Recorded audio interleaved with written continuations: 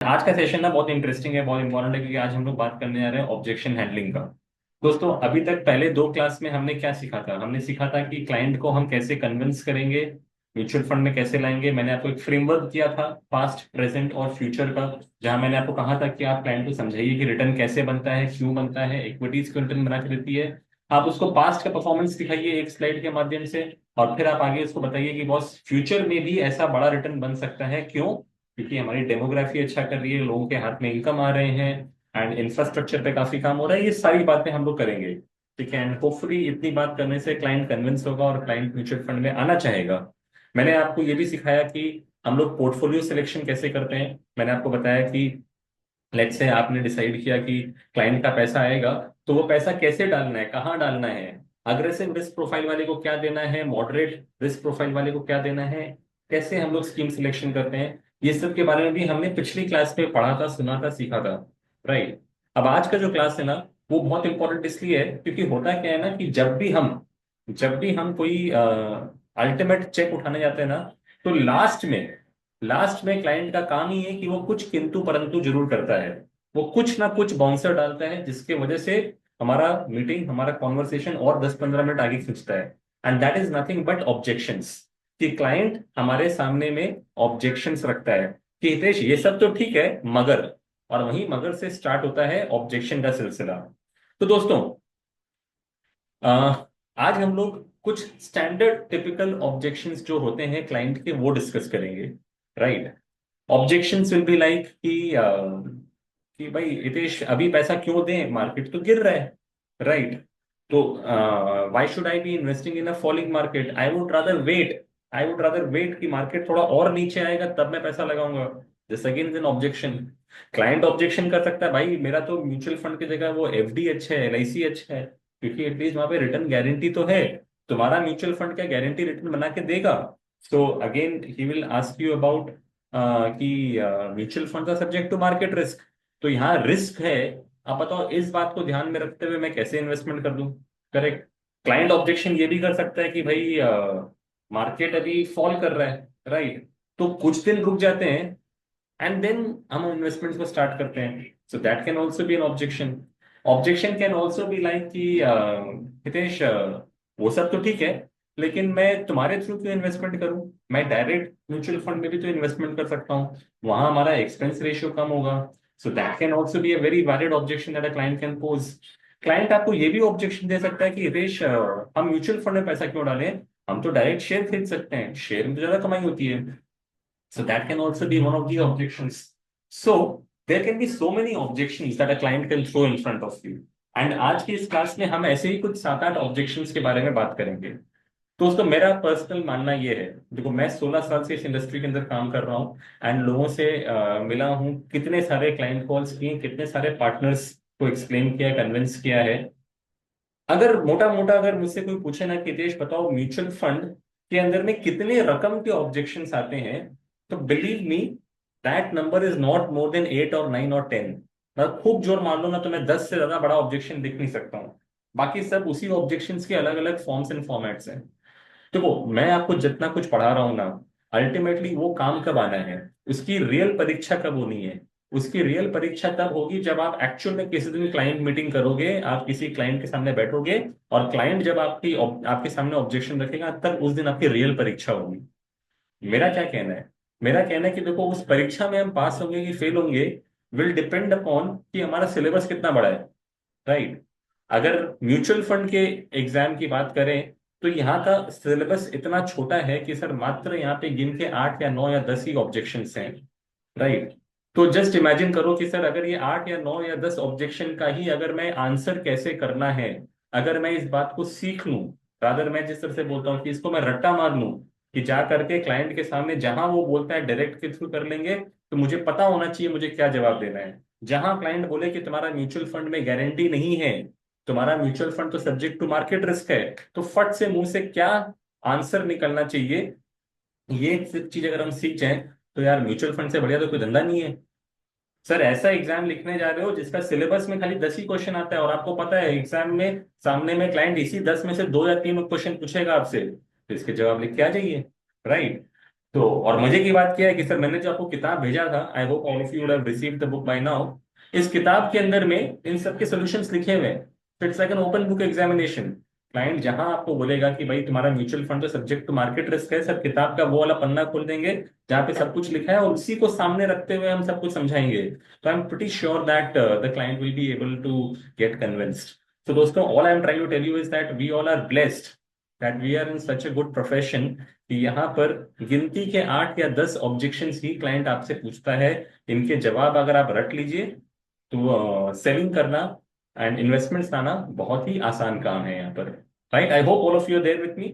सो अभी ऐसा करते हैं कि मैं आप लोगों से चैट बॉक्स से पहले पूछता हूँ कि चलो म्यूचुअल फंड ऑब्जेक्शंस तो हम लोग बाद में डिस्कस करेंगे। आप लोग कुछ ना कुछ काम तो ऑलरेडी अभी कर ही रहे हो। I mean a lot of you will be chartered accountants, a lot of you will be life insurance agents, आप हेल्थ इंश्योरेंस बेचते होंगे, आप स्टॉक ब्रोकिंग करते होंगे, आप कोई ना कोई धंधे में लगे हुए हो। एंड आप जिस भी धंधे में लगे हो ना, वहां पर आपके धंधे से रिलेटेड कोई ना कोई ऑब्जेक्शन आपके पास जरूर आती है।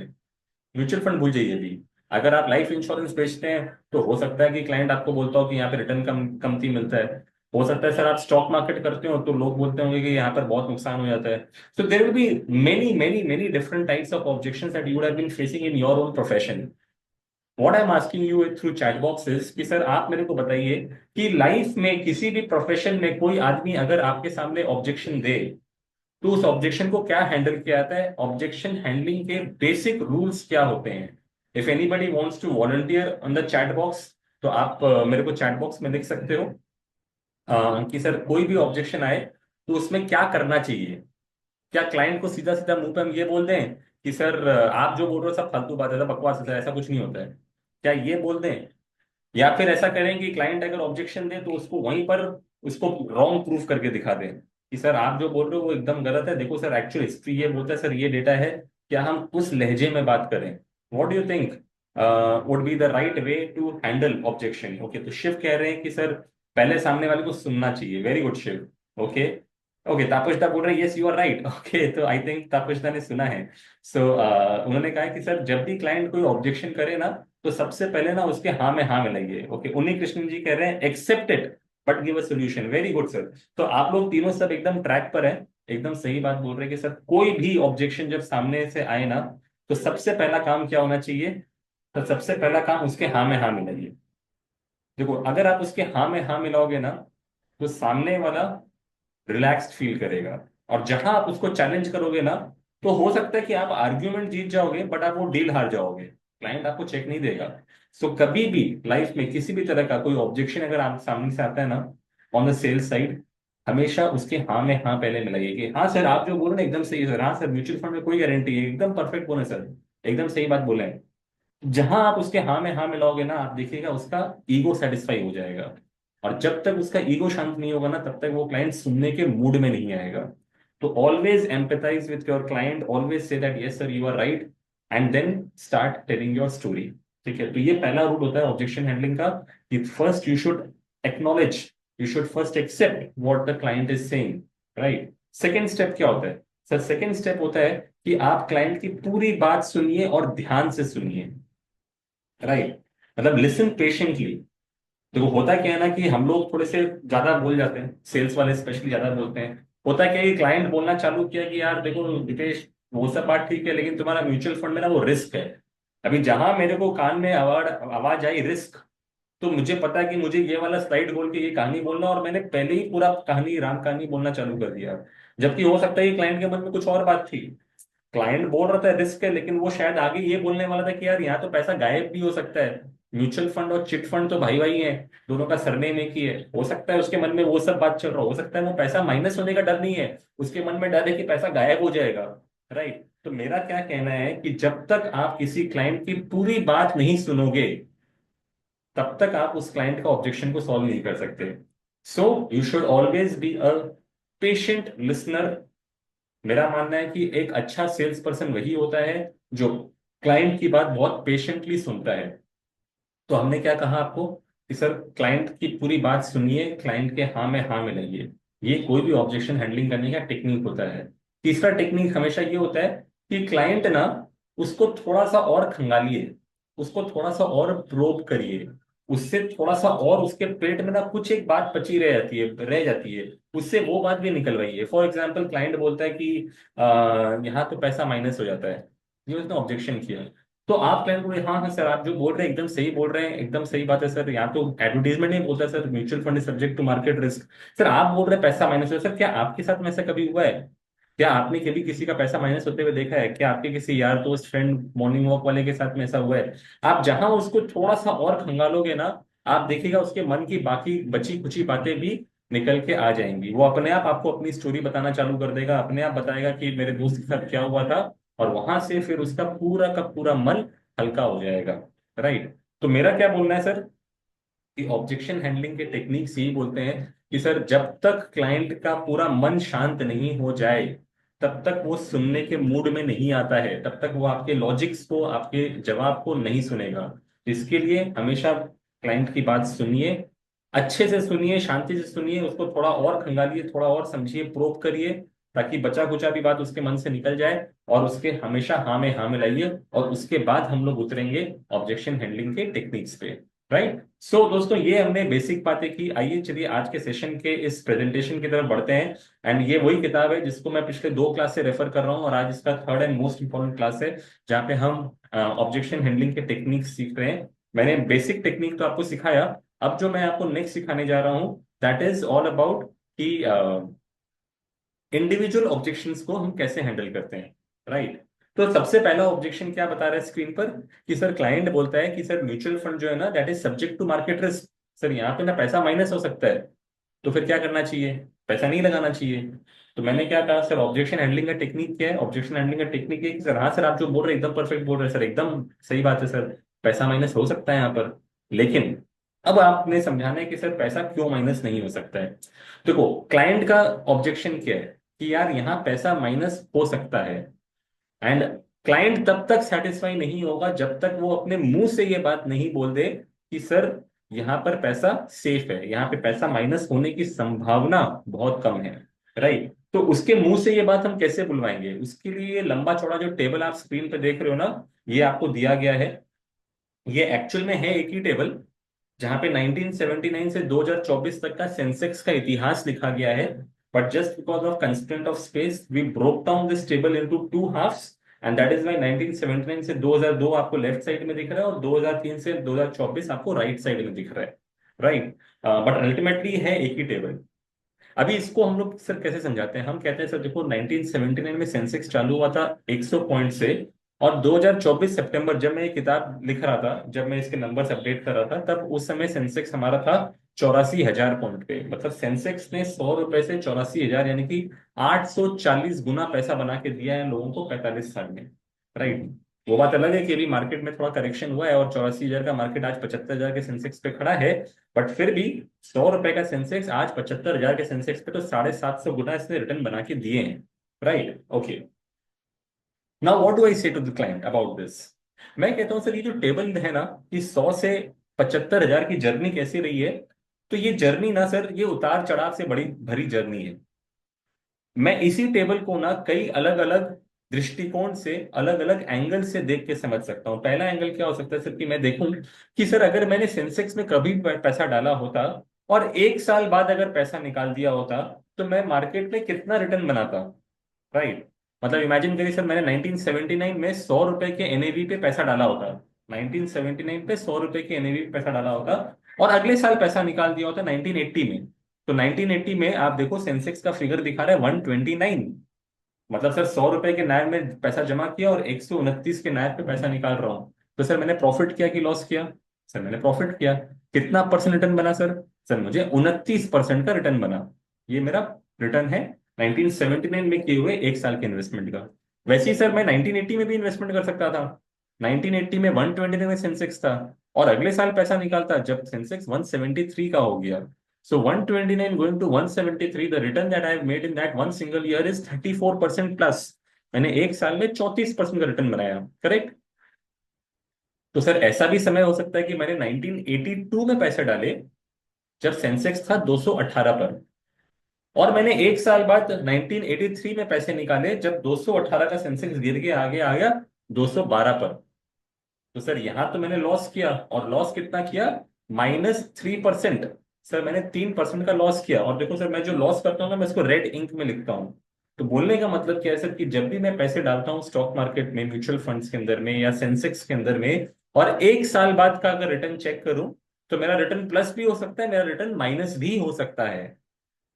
अगर मैं चेक करूं कि सर ये जो 1 ईयर रिटर्न का जो कॉलम यहाँ पे बनाया हुआ है, अगर 1 ईयर रिटर्न के कॉलम पे मैं चेक करूं कि सर मेरे इस कॉलम में कितनी बार वो लाल दाग आ रहा है कि मैंने पैसे डाले होते और मेरा पैसा माइनस हो चुका होता है, ऐसा कितनी बार हो रहा है। तो देखिए दोस्तों, 1, 2, 3, 4, 5, 6, 7, 8, 9, 10, और ये लेफ्ट वाले टेबल में अगर आते हैं तो 11, 12, 13 और 14 बार आपको यहाँ पर लाल दाग 1 ईयर रिटर्न वाले कॉलम में देखने को मिल रहा है।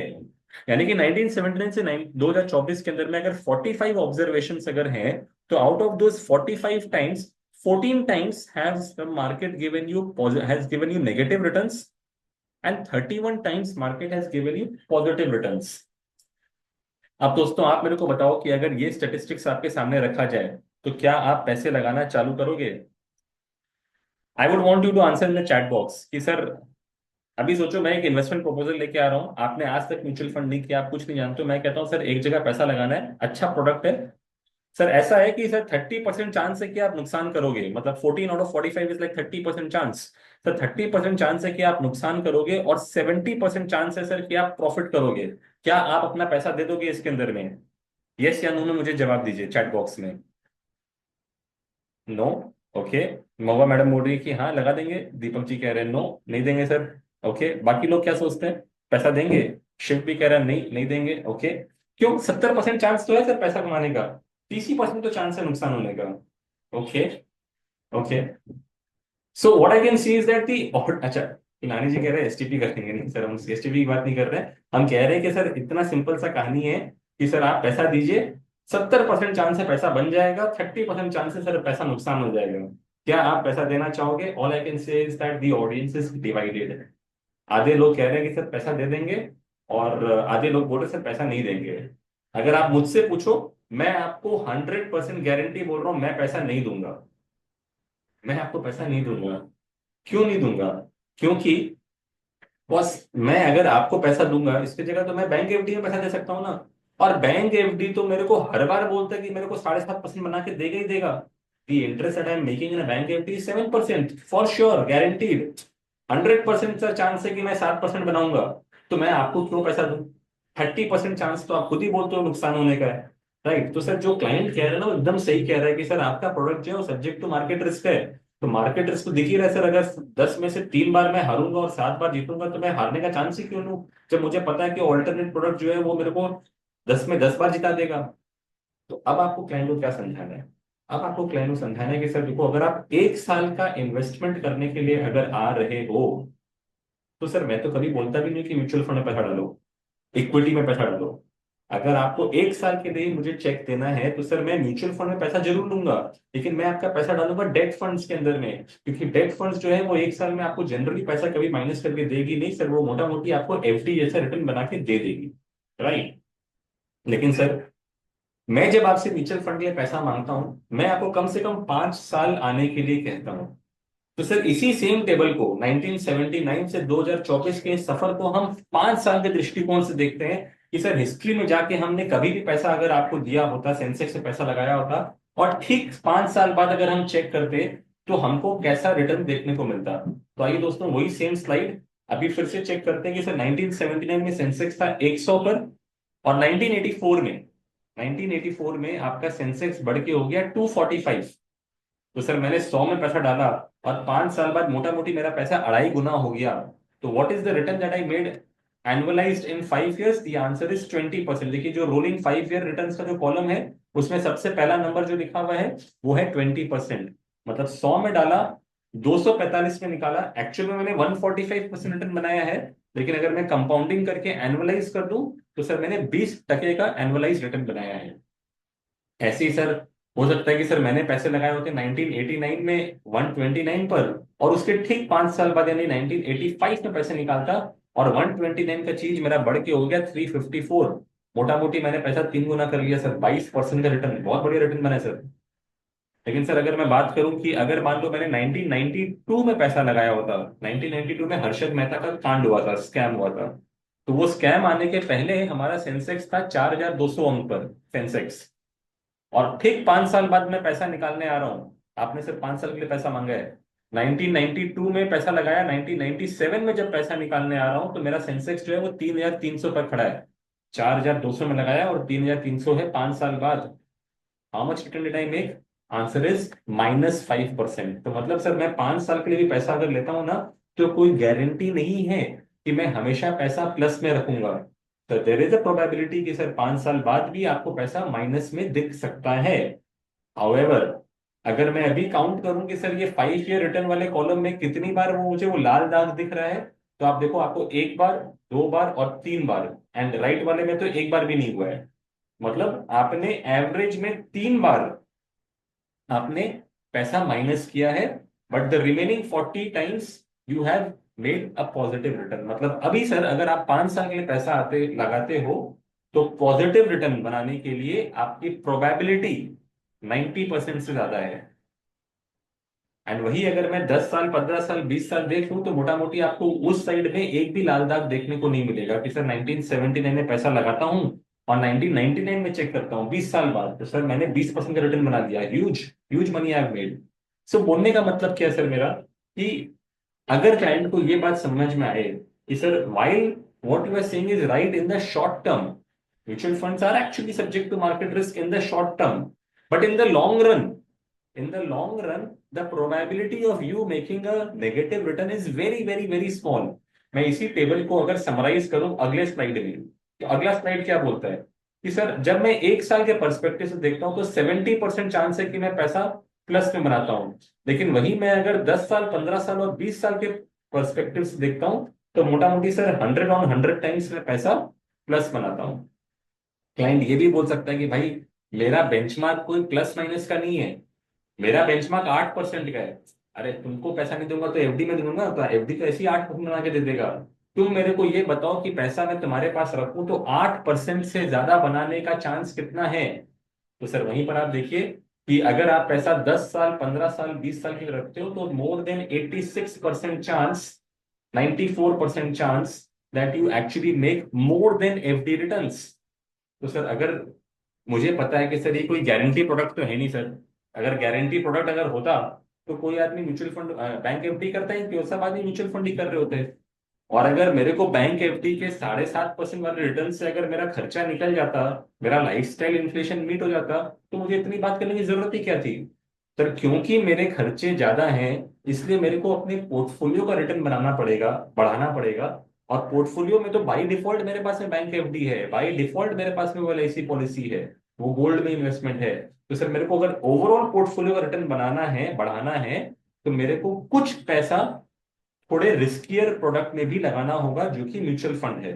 लेकिन यही रिस्कियर प्रोडक्ट अगर मैं 10 साल, 15 साल, 20 साल के पर्सपेक्टिव से जब देखता हूं, तो ये रिस्की प्रोडक्ट बिल्कुल नहीं लगता है, क्योंकि यहाँ पे the probability of making more than FD returns is more then 85%, which is a very good chance. I mean sir अगर आप रिटर्न का रेंज देखो, अगर हम 20 साल के लिए पैसा लगाते हैं, तो आज तक इतिहास में किसी ने अगर 20 साल के लिए पैसा अगर सेंसेक्स में लगा के छोड़ दिया हो, so the highest return that was ever made was 20% and the lowest return that was ever made was 7%। बस सर खराब से खराब समय में भी अगर आपने पैसा लगाया होता सेंसेक्स में, और अगर आप 20 साल रह गए होते, तो भी आपने एफडी का रिटर्न तो बना ही लिया होता। But on an average, what we see is that the returns that we make is anywhere around 14-15%, and which is why it is worth taking that risk, right? तो दोस्तों आई होप आपको ये पहले objection का answer समझ में आया होगा, कि पहले ऑब्जेक्शन में हमने यही बात की, पहले ऑब्जेक्शन में हमने यही बात की कि सर क्लाइंट कहता है कि भाई यहाँ पे तुम्हारा म्यूचुअल फंड में कोई भी रिटर्न गारंटी नहीं है। तो मैं कहता हूँ सर एकदम सही बोल रहे हो सर, शॉर्ट टर्म में कुछ भी गारंटी नहीं है। अगर आप 1 साल के पर्सपेक्टिव से देखोगे तो sir 3 out of 10 times you will lose money. तो ऐसा जगह तो सर पैसा लगाना ही नहीं चाहिए। लेकिन सर मैं जब आपसे म्यूचुअल फंड के लिए पैसा मांग रहा हूँ, तो मैं कम से कम 5-10 साल बोल के पैसा लेता हूँ, और 5-10 साल के पर्सपेक्टिव से आप यही सेम स्लाइड देखेंगे ना सर, तो आपको दिखेगा there is more than 80% chance कि सर आप एफडी से ज्यादा रिटर्न यहाँ बना लोगे। और अगर एवरेज में वो 14-15% का रिटर्न बनता है, तो सर हम क्यों नहीं लगाना चाहेंगे इसके अंदर में, right? So that is how we answer this question. I hope this objection is clear to all of you. ठीक है, अब फटाफट आगे बढ़ते हैं। दूसरा ऑब्जेक्शन, जो कि सुनने में बड़ा ही सिंपल लगता है लेकिन एक्चुअली में इतना सिंपल है नहीं। लोग सोचते हैं कि हितेश, मैंने आज तक बैंक एफडी किया है और बैंक एफडी मुझे 7% का इंटरेस्ट देता है, तो इसका मतलब मैं हर साल 7% बनाता हूँ। करेक्ट? ऐसा नहीं कि कोई साल में 7.1 बना लूंगा और कोई साल में 6.9 बना लूंगा, ऐसा नहीं होता है। 7% बोला तो एग्जैक्टली 7% ही मिलेगा। तो कई लोग ये बात भी सोच लेते हैं कि हितेश, तुमने अगर म्यूचुअल फंड 12% बोल के बेचा है, तो इसका मतलब मैं एग्जैक्टली 12 हर साल में बनाऊंगा। क्या ऐसा म्यूचुअल फंड में होता है? आंसर इज नो सर, ऐसा म्यूचुअल फंड में नहीं होता है। म्यूचुअल फंड में मैं आपको क्या सिखाता हूँ, म्यूचुअल फंड में समझाता हूँ कि सर अगर आप 5 साल 6 साल रहोगे ना, तो सर एवरेज में आप 12% रिटर्न बना लोगे। But it is never like कि सर आपका हर साल एग्जैक्टली 12 बनेगा। होता क्या है सर, जनरली मैंने आपको पिछले क्लास में क्या सिखाया था कि सर म्यूचुअल फंड के रिटर्न्स जो होते हैं, सेंसेक्स के रिटर्न्स जो होते हैं, वो अल्टीमेटली लिंक होते हैं हमारी इकोनॉमी के परफॉर्मेंस से, इकोनॉमिक साइकिल्स से वो जुड़े हुए होते हैं। और इकोनॉमिक साइकिल्स में क्या होता है, गुलाने जी मैं आपका क्वेरी लास्ट में लूंगा कि इस मार्केट में पैसा लमसम लगाना चाहिए कि एसडब्ल्यूपी लगाना चाहिए, एसटीपी लगाना चाहिए, मैं बाद में बात करूंगा। अभी पहले मैं ऑब्जेक्शंस क्लियर कर लेता हूँ sir. Will definitely discuss in the and. Okay, and why we show Sensex when we are talking about MF, which may be better perform? Exactly. So, दादा आप अपना नाम अगर लिख देंगे अगर चैट बॉक्स में तो अच्छा लगेगा। सैमसंग एसएम बता रहे हैं हमको कि सर ये जो आप कहानी समझा रहे हो, ये आप सेंसेक्स के पर्सपेक्टिव से समझा रहे हो कि पारस जी। तो पारस जी देखो, आप जो बात कह रहे हो कि ये सेंसेक्स के पर्सपेक्टिव से जब मैं देखता हूँ, तो दिख रहा है कि सर तेरे से 80% चांस, 85% चांस। लेकिन सर मैं तो बेचने आया हूँ म्यूचुअल फंड। एंड एक्चुअल में म्यूचुअल फंड का काम क्या है? म्यूचुअल फंड का काम तो है सेंसेक्स को बीट करना, सेंसेक्स से ज्यादा बेहतर रिटर्न बनाना। तो मेरा कहना है सर कि मैं तो बेस केस सिनेरियो आपको बता रहा हूँ कि मोटा मोटा अगर मेरा सेंसेक्स ही अगर दिखाता है कि 80% चांस है कि अगर आप 10 साल पैसे रखोगे तो मैं एफडी को बीट कर दूंगा, तो सर अगर आप म्यूचुअल फंड में पैसा रखोगे तो सर हमारा प्रोबेबिलिटी 80 नहीं 90 95% होगा। And again mutual fund will again vary from scheme to scheme. अभी आप बोलोगे सर सबसे बढ़िया फंड था वही चमका दिया, तो इसलिए मैं कहता हूँ कि सर मैं फंड की बात ही नहीं कर रहा हूँ, मैं तो इंडेक्स लेवल की बात कर रहा हूँ कि इंडेक्स जो टॉप 30 स्टॉक्स का इंडेक्स है, मैं तो उसका परफॉर्मेंस दिखा रहा हूँ। और उसका परफॉर्मेंस दिखाता है सर कि यस, अगर हम 10 साल के लिए पैसा रखेंगे तो मोटा मोटी मेरा पैसा एफडी को आसानी से बीट कर जाएगा। On an average I make around 14 to 15% वाला रिटर्न। ठीक है सर? ओके। तो मैं सेकंड ऑब्जेक्शन को डिस्कस कर रहा था और मैं कह रहा था कि कई बार क्लाइंट ये सोचता है कि भाई हितेश ने अगर 12% बोला तो हर साल एग्जैक्टली 12 आएगा, लेकिन ऐसा नहीं होता है। मैंने आपको पिछली क्लास में क्या सिखाया था कि सर म्यूचुअल फंड के रिटर्न्स जो है ना वो इकोनॉमिक साइकिल, जीडीपी ग्रोथ से लिंक्ड होते हैं। और जीडीपी कभी कोई स्ट्रेट लाइन में नहीं चलती है sir, it is full of ups and down, ups and down, it is cyclical. होता क्या है सर कि हमारे इकोनॉमी में एक बूम फेज आता है, तो वही हमारे इकोनॉमी में एक बस्ट फेज भी आता है। हमारा इकोनॉमी कभी एक्सपैंड करता है तो कभी हमारा इकोनॉमी कॉन्ट्रैक्ट करता है। राइट? एंड अकॉर्डिंगली क्या होता है कि जिस साल में इकोनॉमी में बूम आएगा ना, वो साल में मार्केट छप्पड़ फाड़ के रिटर्न देगा। और जिस साल मार्केट में कॉन्ट्रैक्शन आएगा वो साल आपका मार्केट नेगेटिव रिटर्न देगा। राइट? होगा क्या सर कि ये दोनों ही साइकिल के अलग अलग फेजेस हैं। कभी अच्छा समय आएगा, कभी बुरा समय आएगा। इतना मान के चलिए सर कि अगर आप एक 6 साल के समय के लिए आते हैं ना, तो अच्छा समय जरूर से जरूर आएगा और बुरा समय भी जरूर से जरूर आएगा। There will be at least 1 or 2 very good years when the markets will give you 30 40% of return, and there will be one bad year when the markets will give you negative 20 25% returns. And there will be a few sideways years जहां market आपको +5 6% बना देगा या -5 6% बना देगा। बोलना क्या है सर कि आपके इन्वेस्टर के लाइफ स्टाइल साइकिल के अंदर में ये अच्छा समय और बुरा समय दोनों पक्का कंफर्म आएगा ही आएगा। अगर आप सर 5 6 साल अगर सिस्टम में बिता दोगे, तो ये अच्छा समय बुरा समय सब एवरेज आउट हो जाएगा और बाय डिफॉल्ट आप अपना वो 12% वाला रिटर्न बना लोगे। प्रॉब्लम कैसे मालूम है? मैं आपको बोलता हूँ कि अच्छा समय भी आएगा और मैं आपको कहता हूँ बुरा समय भी आएगा। प्रॉब्लम क्या है सर कि मुझे ये नहीं पता कि कौन सा समय पहले आएगा। I don't know whether you will hit a rough weather first or you will get into a good times first. I don't know. For example sir सोच के देखो कि कोई आदमी अगर 2023 में म्यूचुअल फंड का अपना इन्वेस्टमेंट जर्नी चालू करता, तो उस आदमी ने कभी फॉल देखा ही नहीं। 2023 was a super bull run for market, 2024 was again a very good bull run for the market. तो उस बंदे ने तो खाली प्लस ही प्लस रिटर्न देखा है। उस बंदे ने तो 1.5 साल में अपना पैसा 1.5 गुना होते हुए देखा है। राइट? तो उसने अच्छा समय पहले देखा। अभी सर जिस बंदे ने 2022 में अगर इन्वेस्टमेंट किया, उसने पहले एक साल तक मार्केट में कोई रिटर्न बनते हुए नहीं देखा। It was a flat year, the markets give just +2% returns, but the very next year he saw big boom in the market, right. और सर इमेजिन करो जिसने 2024 के दुर्गा पूजा के समय में, दिवाली के समय में चेक दिया हो, उसने सिर्फ बुरा समय पहले देखा है। पिछले 6 महीने में बाजार मोटा मोटी 12 से 15% माइनस चल रहा है, उसने सिर्फ खराब समय देखा है। तो जिसने 2022 में पैसा दिया, उसने पहला साल फ्लैट देखा, अगला 1.5 साल बूम देखा, अब अगला 6 महीना वो बैड देख रहा है। तो मेरा क्या कहना है कि किसी भी इन्वेस्टर के लाइफ स्टाइल साइकिल के अंदर में अच्छा समय, बुरा समय, साइडवेज समय सब बाय डिफॉल्ट आएगा। अगर आप ये पूरा 5 से 6 साल का पीरियड अगर आप निकाल लोगे, तब जाकर के आपका रिटर्न्स एवरेज आउट हो जाता है और आप 12% का रिटर्न बना लेते हो।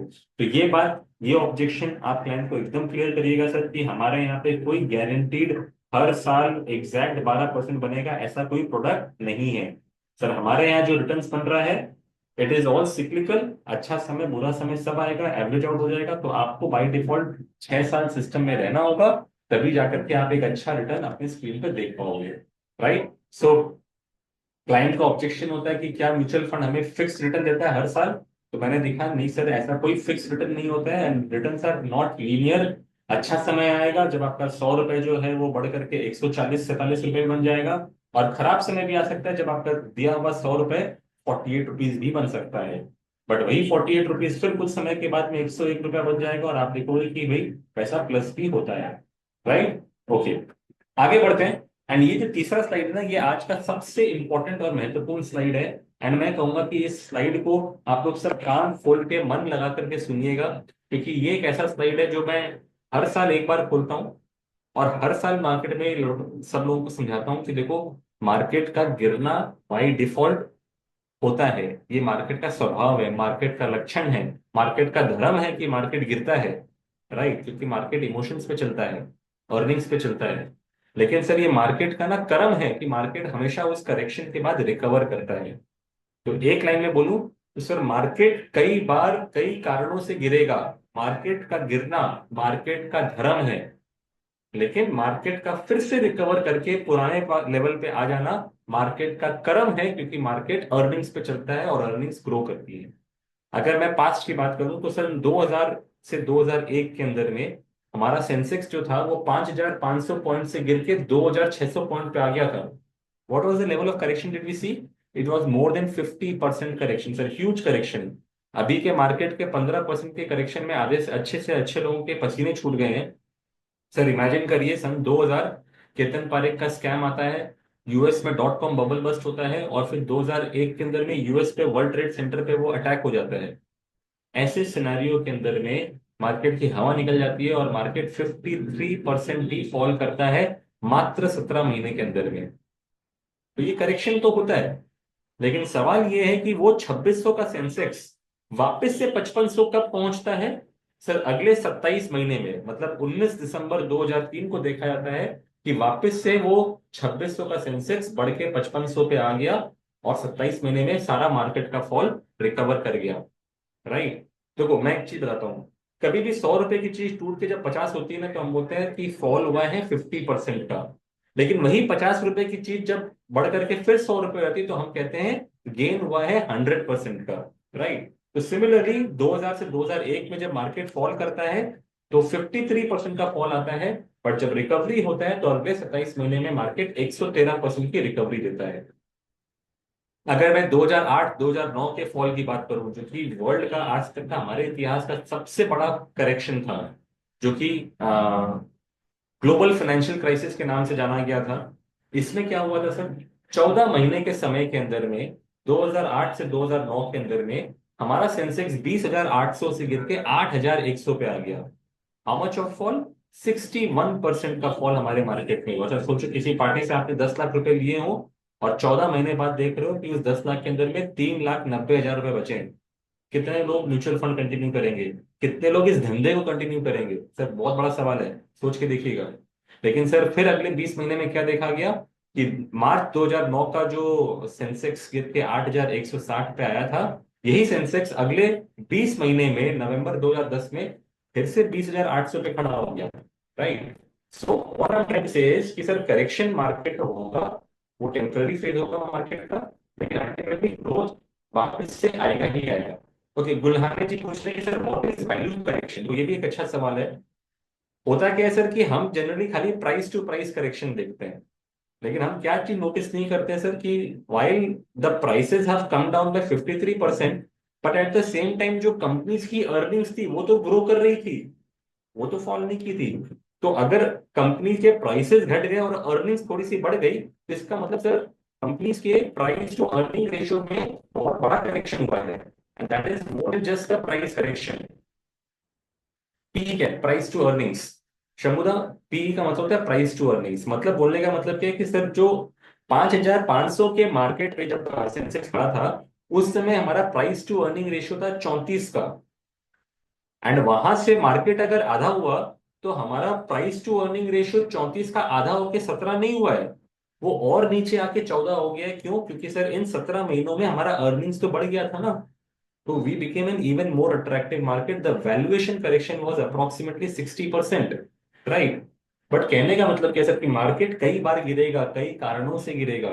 2000 के अंदर में डॉट कॉम बबल बस्ट हुआ, 2008 में ग्लोबल फाइनेंशियल क्राइसिस हुआ, 2020 में कोविड की वजह से फॉल हुआ। तो हर बार मार्केट को कोई ना कोई एक नाम दे दिया जाएगा कि इस बार का फॉल क्यों हुआ। लेकिन इतना मान के चलिए सर कि इन सब चीजों में एक चीज जो कॉमन है वो ये है कि सर मार्केट गिरेगा, क्योंकि मार्केट का गिरना मार्केट का धर्म है, राइट। लेकिन मार्केट का फिर से रिकवर होकर के पुराने लेवल पे आना, वो मार्केट का कर्म है, क्योंकि सर हमारे देश की इकोनॉमी तो माइनस में नहीं जा रही है, हमारे देश की इकोनॉमी तो हमेशा प्लस में रहती है। क्या कभी निर्मला सीतारमन बजट स्पीच में आके कहती है कि इस साल हमारा जीडीपी जो है वो -10% होगा? जी नहीं सर, वो हमेशा +10% की बात करती है। तो अल्टीमेटली सर अगर हमारी इकोनॉमी ग्रो कर रही है ना, तो मार्केट को फिर से इकोनॉमी के पास आना होगा, और इसलिए मार्केट फिर से रिकवर करेगा ही करेगा, राइट। तो first learning out of this slide is कि सर करेक्शन जो होता है वो टेम्पररी होता है, लेकिन ग्रोथ जो होता है वो परमानेंट होता है। ये पहला सीख है इस स्लाइड से। इस स्लाइड की दूसरी सीख क्या है? दूसरी सीख ये बोलता है सर कि ये जितने बार भी मार्केट में करेक्शन होता है ना, कई बार हमें बाद में एहसास होता है कि यार काश उस समय पैसे लगा दिए होते, तो देख आज कितना पैसा बना लिए होते, राइट। मतलब इमेजिन करिए सर कि अगर आपके पास में कोई जादुई शक्ति हो, एक अलादीन का चिराग हो, जो आज से ठीक 5 साल पहले मार्च 2020 में लाके आपको खड़ा कर दे और बोले कि देखो खबर का अखबार, मार्केट आज इतना जोर गिरा है, पूरी दुनिया में कोरोना वायरस फैल गया है, पूरी दुनिया बंद हो गई है, मार्केट गिर के 25,000 सेंसेक्स पे आ गया है, हितेश बोलो आज क्या तुम अपना पैसा मार्केट में लगाओगे? उस दिन तो मैंने नहीं लगाया होगा शायद, लेकिन आज अगर मुझसे कोई ये सवाल पूछे तो मैं बोलूंगा यार 5 साल के अंदर में सेंसेक्स अगर 75,000 पे खड़ा है, मतलब 5 साल में अगर मेरे पैसे 3 गुना बनने वाले हैं, तो भाई मैं अपना घर बार बेच के पैसा मार्केट में लगा दूंगा। तो बोलने का मतलब मेरा क्या है? बोलने का मतलब सिर्फ एक ही है कि एवरी करेक्शन जब हम पीछे घूम के देखते हैं ना, तो they all look like lost opportunities. काश मेरे को फिर से वो वाला सेंसेक्स मिल जाता तो मैं पैसे लगा देता। मैं हमेशा कह रहा हूं दोस्तों कि हमेशा ये फीलिंग आती है, एहसास होता है कि यार काश लगा दिया होता। ऐसा ही एक समय अभी चल रहा है, जब हमारा मार्केट करेक्शन कर रहा है। 26,300 का सेंसेक्स 21,800 पे आ गया। हो सकता है 21,800 बॉटम बन गया, हो सकता है वहीं से मार्केट ने भी 500-600 पॉइंट की रिकवरी दी है, हो सकता है कि मार्केट फिर से 21,000 भी दिखा दे। But all I am trying to say is that कि सर क्या मार्केट 2 साल बाद भी आपको 21,600 पे मिलेगा? Answer is no, definitely not. 2 साल बाद आप देखोगे आपका सेंसेक्स, आपका जो निफ्टी है, वो कम से कम 28-30 हजार पे मिलेगा। तो मेरा बोलने का मतलब क्या है सर कि 2 साल बाद मैं आप लोग को ये स्लाइड फिर से दिखाऊंगा और बोलूंगा कि देख 2 साल पहले मार्केट 21,800 पे था, काश मैंने पैसा लगा दिया होता, तो देख 2 साल में मैं कम से कम 50% का रिटर्न बना लिया होता। So learning number 2 from this slide is कि while every correction looks dangerous, but in the hindsight जब मार्केट सब ठीक ठाक हो जाते हैं ना, तो पीछे घूम के देखते हैं और बोलते हैं यार काश हम पैसा लगा दिए थे। It always looks like a lost opportunity. ठीक है, तो ये दो सीख हमने सीखी इस स्लाइड से। तीसरा सीख जो कि बहुत इंपॉर्टेंट है, और जो कि अगर आप बोलना सीख जाओ, तो मेरे को लगता है कि इससे बढ़िया बात नहीं है, और क्लाइंट आपको कॉन्फिडेंट होके अभी के मार्केट में जब मार्केट गिर रहा है, क्लाइंट आपको बड़ा से बड़ा पैसा दे देगा। वो जो है तीसरा पॉइंट जो है वो राइट साइड पे समझा रहा हूँ मैं। देखो, हम लोग नॉर्मली मार्केट में क्या बोल के आते हैं? कि सर म्यूचुअल फंड में अगर आप 5-6 साल के लिए पैसा लगाओगे तो आप कितना परसेंट रिटर्न बना लोगे? आप बताओ मेरे को चैट बॉक्स में कि सर अगर हम लोग आज किसी भी क्लाइंट को जब म्यूचुअल फंड पिच करते हैं, इक्विटी म्यूचुअल फंड से पैसा लगाने के लिए कहते हैं, तो हम उनको क्या रिटर्न का एक्सपेक्टेशन मानते हैं कि भाई अगर 5-6 साल के लिए पैसा लगा दे तो मोटा मोटा इतना तो बन ही जाएगा। कितना परसेंट रिटर्न का हम लोग एनुअलाइज रिटर्न का बात करते हैं? चैट बॉक्स में लिख के बताइए। ओके, 15% कहते हैं आप, ऑलराइट, वेरी गुड। और कोई? 12% Shiv, okay very good. Average में सर 12% बोलते हैं, 14%, 12%, 12, 12, 12 से 15, okay very good. Point taken. चलो मैं सबसे लोएस्ट एक्सपेक्टेशन की बात करता हूँ। मोटा मोटी यहाँ पे सभी लोग 12% तो जरूर बोल के आते हैं, एंड बोलना भी चाहिए। yesterday I told one of my client 10 years 3 times। हाँ तापस जी, तो अगर 10 साल में 3 गुना पैसा बोल रहे हो ना, तो मोटा मोटी आपने 12% रिटर्न की बात की है। परफेक्ट, आप लोग सब एकदम परफेक्ट बोल रहे हो। 12 से 15 तो एकदम बनता है, वेरी गुड। अब मेरा सिर्फ आप लोग से एक सवाल है। सर अगर मोटा मोटा मेरे को एक साल में 12% का रिटर्न का आप बात करते हो, मतलब 12 महीने में 12% रिटर्न का बात करते हो, मतलब एवरेज में आपके एक महीने में रिटर्न बनना चाहिए 1% के आसपास एवरेज। अभी ऐसा भी होगा सर, कोई महीना आपका 3% बन जाएगा, कोई महीना आपका -3% ही बन सकता है, मैं मानता हूं। बट एवरेज में हम क्या मानेंगे कि भाई अगर 12 महीने में 12% बनता है, तो एक महीने में 1% के आसपास बनना चाहिए, राइट?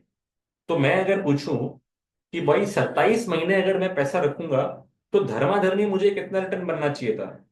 सर 12 महीने में 12%, एक महीने में 1%, तो 27 महीने में 27%।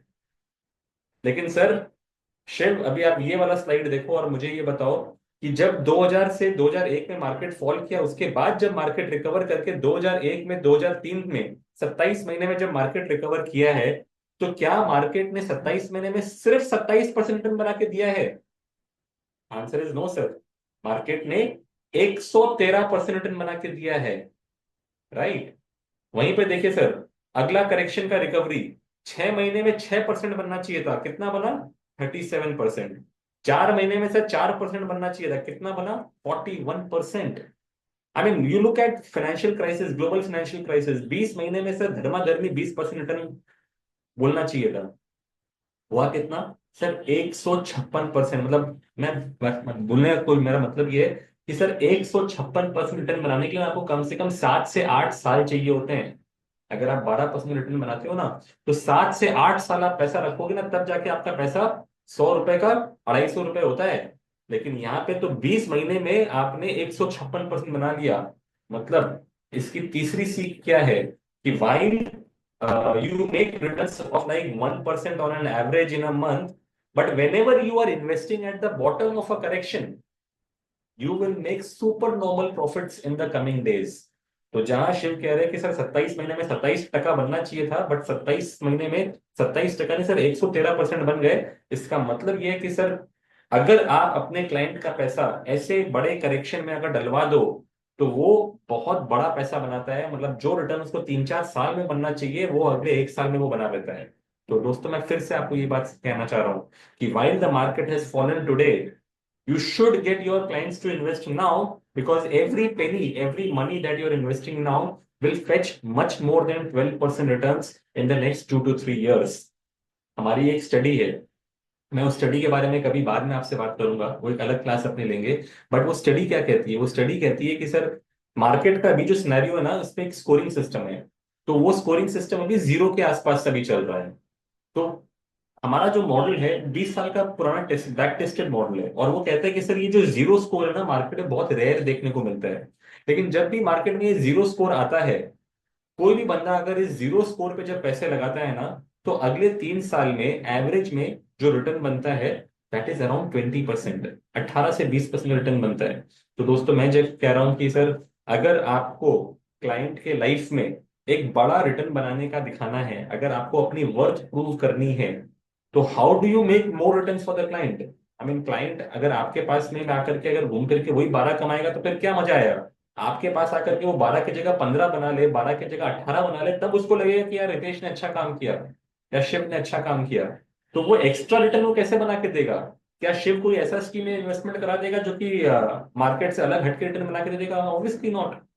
तो सर बड़ा रिटर्न बनाने के लिए what is important is one, asset allocation, and two, the timing of entry in the market।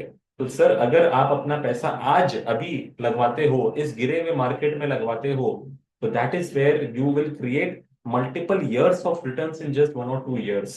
तो दोस्तों इस बात को याद रखिएगा। In fact I always say in all my sessions on this particular slide कि सर आज ही एक काम करिए, अपने सारे क्लाइंटों को मैसेज मारिए, व्हाट्सएप डालिए, उन सबको सिर्फ इतनी बात लिखिए कि भाई due to many reasons the markets have fallen by around 15 to 20% in last 6 months. This provides an excellent opportunity to invest because as a country we are growing very fast. So if you have spare money, let me know and I would want to invest your money into equity mutual funds. ठीक है।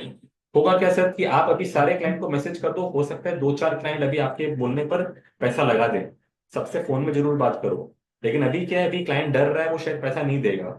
लेकिन होगा sir क्या, मेरा confidence बोलता है sir अगले 1-1.5 साल के अंदर में हमें मार्केट फिर वो 26,000 से निफ्टी पे दिखेगा।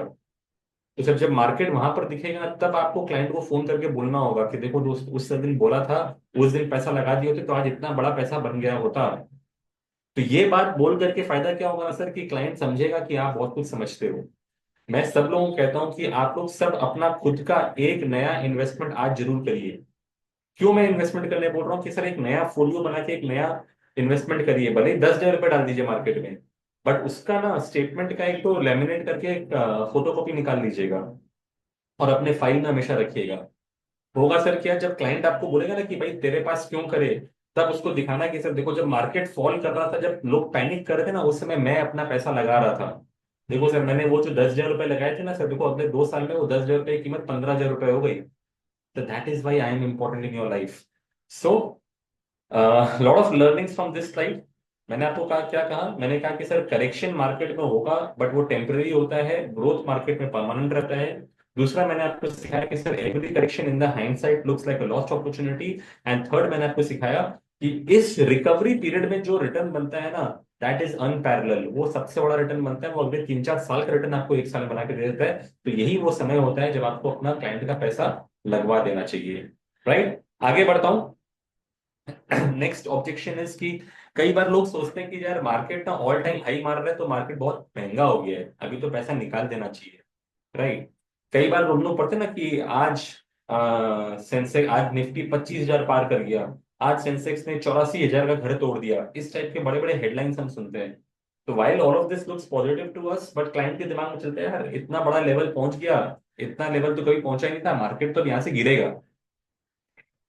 ऐसे समय में क्लाइंट को आप क्या समझाएंगे, आप क्लाइंट को ये समझाएंगे कि सर देखो, मार्केट का हर साल एक नया टॉप बनाना, एक नया ऑल टाइम हाई बनाना तो मार्केट का धर्म है। बाय डिफॉल्ट मार्केट तो सर कंपाउंडिंग करेगा ना, अभी हमारा जीडीपी ग्रो करेगा तो मार्केट भी ग्रो करेगा ही। तो मार्केट का हर साल एक नया ऑल टाइम हाई बनाना है, natural thing in the market. In fact अगर आप पिछले 8 साल में देखो तो पिछले 8 साल में हर साल ऐसा हुआ है कि मार्केट ने एक ऐसा लेवल बनाया है जो उसने कभी देखा ही नहीं इसके पहले। फॉर एग्जाम्पल 2021 में मार्केट पहली बार 60,000 पार किया, उसके पहले मार्केट ने कभी 60,000 का सेंसेक्स दिखा ही नहीं था। तो कहने का मतलब ये है कि sir all time high is nothing but a feature of the market. What you need to be careful about is कि sir is that all time high packed with economic growth और नॉट। अगर sir हमारी economy grow कर रही है और उसकी वजह से मार्केट ग्रो कर रहा है तो कोई टेंशन की बात नहीं है सर। अभी सर देखो 1991 से 2024 में हमारा मार्केट जो 2000 के सेंसेक्स पे था वो बढ़ के 82,000 के सेंसेक्स पे चला गया। मार्केट ने 40 गुना रिटर्न बना के दिए। उसी सेम टाइम फ्रेम में सर अगर आप चेक करिए तो हमारा जो जीडीपी था वो 7.1 ट्रिलियन रुपीस पे था, आज वो 307 ट्रिलियन रुपीस पर है। मतलब सर वही सेम समय में हमारा जो जीडीपी है वो भी तो 40 गुना ग्रो किया है। तो अगर जीडीपी 40 गुना ग्रो करेगा तो मार्केट का 40 गुना ग्रो करना तो संभव सी बात है, नॉर्मल सी बात है। Right, so in the long term investing market levels don't matter at all. ठीक है, okay. Now this is a very important slide and this is all about direct versus regular. And again इसको भी ध्यान से सुनिएगा क्योंकि I am sure बहुत सारे लोग यहाँ पर जो इन्वेस्टमेंट्स करते हैं या अपने क्लाइंटों से अप्रोच करते हैं, तो वहां पर बात होती है कि यार शिव तुम्हारे पास क्यों करें, तुमने समझाया म्यूचुअल फंड अच्छा है, अच्छी बात है, बट तुम्हारे पास ही क्यों करें, हम तो डायरेक्ट जाके म्यूचुअल फंड खरीद सकते हैं ना। तो how do we answer this query? And I can tell you one thing, कि लोग इस क्वेरी को हमेशा आंसर करने की कोशिश करते हैं कि सर मैं एक्स्ट्रा सर्विस क्या दे दूंगा, या लोग सोचते हैं कि भाई ये तो ईगो पे बात आ गई कि सर ये मेरा कमीशन पूछ रहा है। बट ये ऐसी बात है ही नहीं, बिलीव नहीं, ऐसी बात नहीं है। ये बात है कि क्लाइंट आपसे पूछ रहा है कि भाई तुम्हारे पास करने से मेरा क्या फायदा है, तुम मेरे लाइफ में क्या वैल्यू ऐड कर सकते हो, मुझे वो समझाओ। देखो मैं आपको एक दूसरे एग्जाम्पल के तौर पर समझाता हूँ। आज क्या होता है कि आज मान लीजिए हमें कोई घर में एक एसी खरीदना है, तो हम लोग क्या करते हैं, हम लोग एक कोई अच्छे इलेक्ट्रॉनिक मॉल में जाते हैं। वहां पे 50 अलग अलग ब्रांड के एसी लगे होते हैं। हमें तो कुछ नहीं समझ में आता है कि कौन सा एसी खरीदना है। हम जाके फ्लोर मैनेजर से पूछते हैं, भैया बताओ मेरे को 25,000 का बजट है, 50,000 का बजट है, कौन सा एसी खरीदना चाहिए। तो वो लाके बोलता है सर ये वाला कंपनी जो है ये जापानीज टेक्नोलॉजी के साथ में है, तो ये वाला कंपनी जो है वो सर इसमें इन्वर्टर टेक्नोलॉजी है, तो ये वाला एसी में सर कॉपर वायर ऐसा है सर, ये 5 स्टार रेटिंग है, इसमें बिजली का बिल कमती आएगा, जो भी है, ये आपका एयर पोल्यूशन कम कर देगा। बहुत अलग अलग तरीके से लोग समझाते हैं। होता क्या है सर कि आपने सब कुछ देख लिया, सुना समझा, सब कुछ एनालिसिस कर लिया, फिर आप क्या करते हो। जनरली लोग क्या करते हैं, मैं एग्जैक्टली आपकी बात नहीं कर रहा हूँ, बट जनरली लोग क्या करते हैं, लोग पहले जाकर के उसके मॉडल नंबर का फोटो खींचते हैं, साइड में जाकर के अमेजोन पे वही मॉडल नंबर डाल करके उसका प्राइस चेक करते हैं। और वो प्राइस चेक करके जब उसको दिखता है कि यार ये स्टोर में तो 500 रुपया महंगा मिल रहा है, ऑनलाइन में सस्ता मिल रहा है, अब आप क्या करते हो। लोग क्या करते हैं, लोग अगर दिमाग अगर ठीक है, मतलब अगर अच्छे मिजाज का लोग हैं, तो वो आके शॉपकीपर को बोलेंगे, देख भाई तुमने इतनी मेहनत की, इतना कुछ समझाया है, मैं तेरे से ही खरीदूंगा, लेकिन देख ऑनलाइन में ये 500 रुपया सस्ता मिल रहा है, तो तू भी मेरे को सेम प्राइस में दे दे, तेरे से ही खरीदूंगा। और जो ज्यादा स्मार्ट लोग होते हैं वो क्या करते हैं, वो बोलते हैं यार ठीक है, घर में बातचीत करके बताऊंगा, और घर में जाकर चुपचाप ऑनलाइन अमेजोन से उसी सेम मॉडल को ऑर्डर कर देते हैं। मेरा बोलने का मकसद ये है कि बॉस ये काम जब क्लाइंट कर सकता है एसी खरीदने में, आप कर सकते हो ये काम एक एसी खरीदने में, तो म्यूचुअल फंड खरीदने में ये काम क्लाइंट क्यों ना करे। इट्स जस्ट दैट कि हमारा प्रोफेशन है, इसलिए जब ये बात उठती है तो हमारे दिल पे लग जाती है।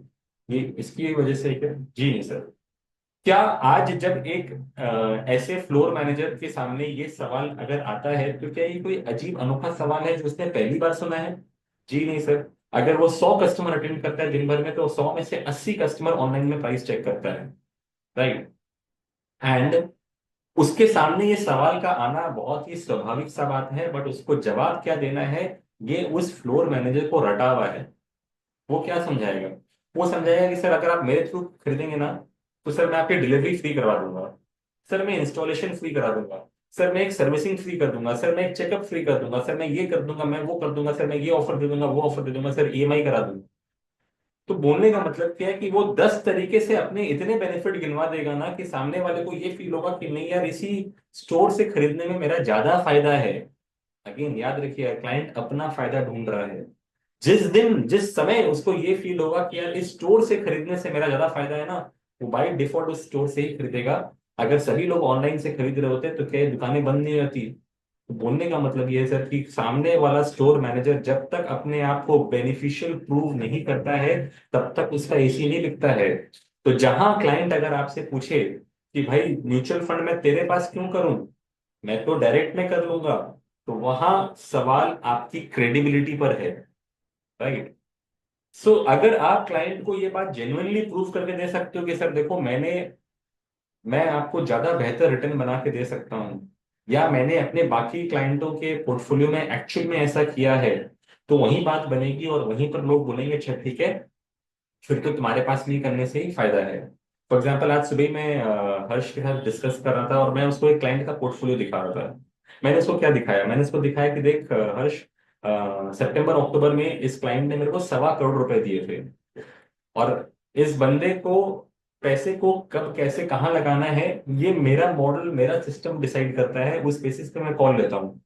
जहां आज हमारा मार्केट, मतलब उसने पैसा मुझे दिया था अक्टूबर नवंबर 2024 में, तो पिछले 3-4 महीने के अंदर में जहां हमारा मार्केट एवरेज में 12 से 20% गिर चुका है, I mean large caps have fallen by 12%, mid caps and small caps have fallen by 20%। अभी तो थोड़ा रिकवर कर गया है, तो कुछ दिन पहले तो 25% माइनस था, राइट। इसी सेम टाइम फ्रेम में उस बंदे का, सुरेंद्र जी मैं आपको लेकर भी बात करूंगा कि अगर आप फ्रेशर हैं तो ये बात को कैसे हैंडल करेंगे, बट मैं इसको ये समझाने की कोशिश कर रहा हूँ कि सर अगर आप क्लाइंट को ये दिखा सको कि सर देखो, जहां मार्केट गिर रहा है 12 से 15% या 20%, लेकिन देखो सर मैं जिस पोर्टफोलियो को मैनेज कर रहा हूँ ना वो सिर्फ 4.5% फॉल किया है। अब सर इससे आपका फायदा हो रहा है कि नुकसान हो रहा है? बोलने का मतलब क्या है सर, कि जस्ट बिकॉज मैं आपको रेगुलर प्लान में इन्वेस्टमेंट कराऊंगा और उसकी वजह से आपको लगता है कि हमारा एक्सपेंस रेशियो 70 पैसे ज्यादा है, तो क्लाइंट को बहुत बड़ा नुकसान हो जाएगा। तो मैं ये समझाने की कोशिश कर रहा हूँ कि इन the long term returns are made not just by way of scheme selection, but also because of asset allocation, also by way of when you are entering, how you are entering, which asset class are you entering।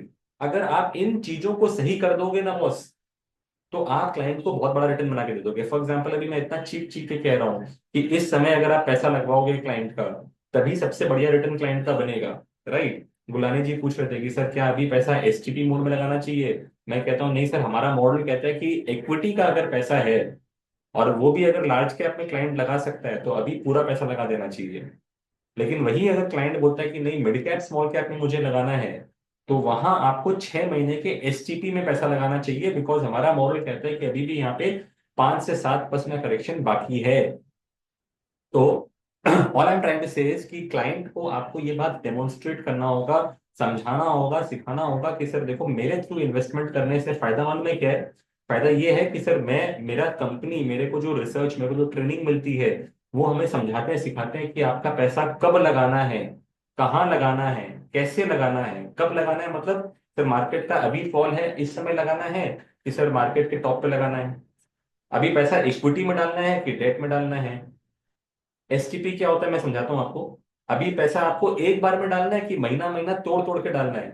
तो STP का मतलब होता है systematic transfer plan. For example आज से 4 महीने पहले जब मार्केट ऑल टाइम हाई पर था, तो हम लोग क्या दिखा रहे थे? अगर क्लाइंट हमको 10 लाख रुपया दे रहा था, तो हम थोड़ी बोलते थे कि नहीं सर मार्केट अभी बहुत महंगा है, सर अभी हम पैसा नहीं लेंगे, घर जाइए बाद में आएंगे हम लोग। ऐसा थोड़ी बोलते थे हम लोग। हम लोग ऑब्वियसली उसका 10 लाख रुपया लेंगे, बट वो 10 लाख रुपया हम डायरेक्ट इक्विटी में नहीं डालते थे। अगर हम डायरेक्ट 10 लाख रुपया इक्विटी में डाल दिए होते, तो हमारा भी पोर्टफोलियो 15% माइनस जाता ना। हम लोग उस पैसे को उठा के डेट में डाल देते हैं, जहाँ पैसा माइनस नहीं होता है।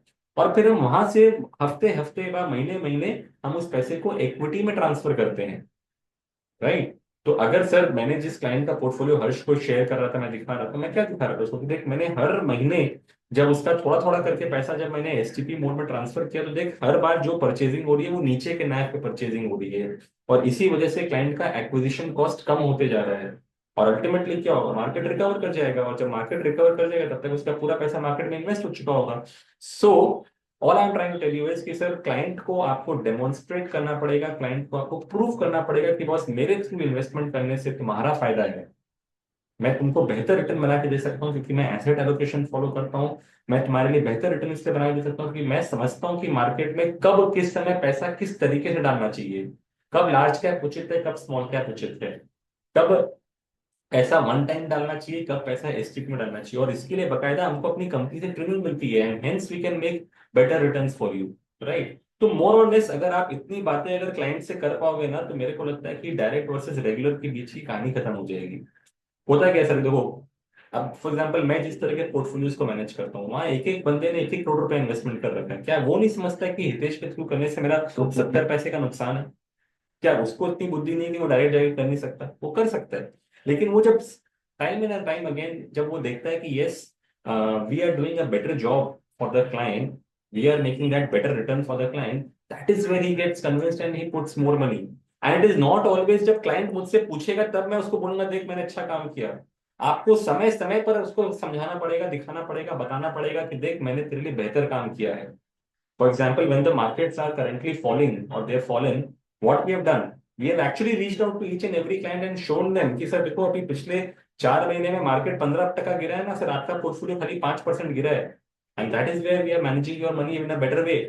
तब क्या होता है ना, क्लाइंट को री इन्फोर्स होता है yes Hitesh is doing a good job, Finomatic is doing a good job, and hence we can put more money with them.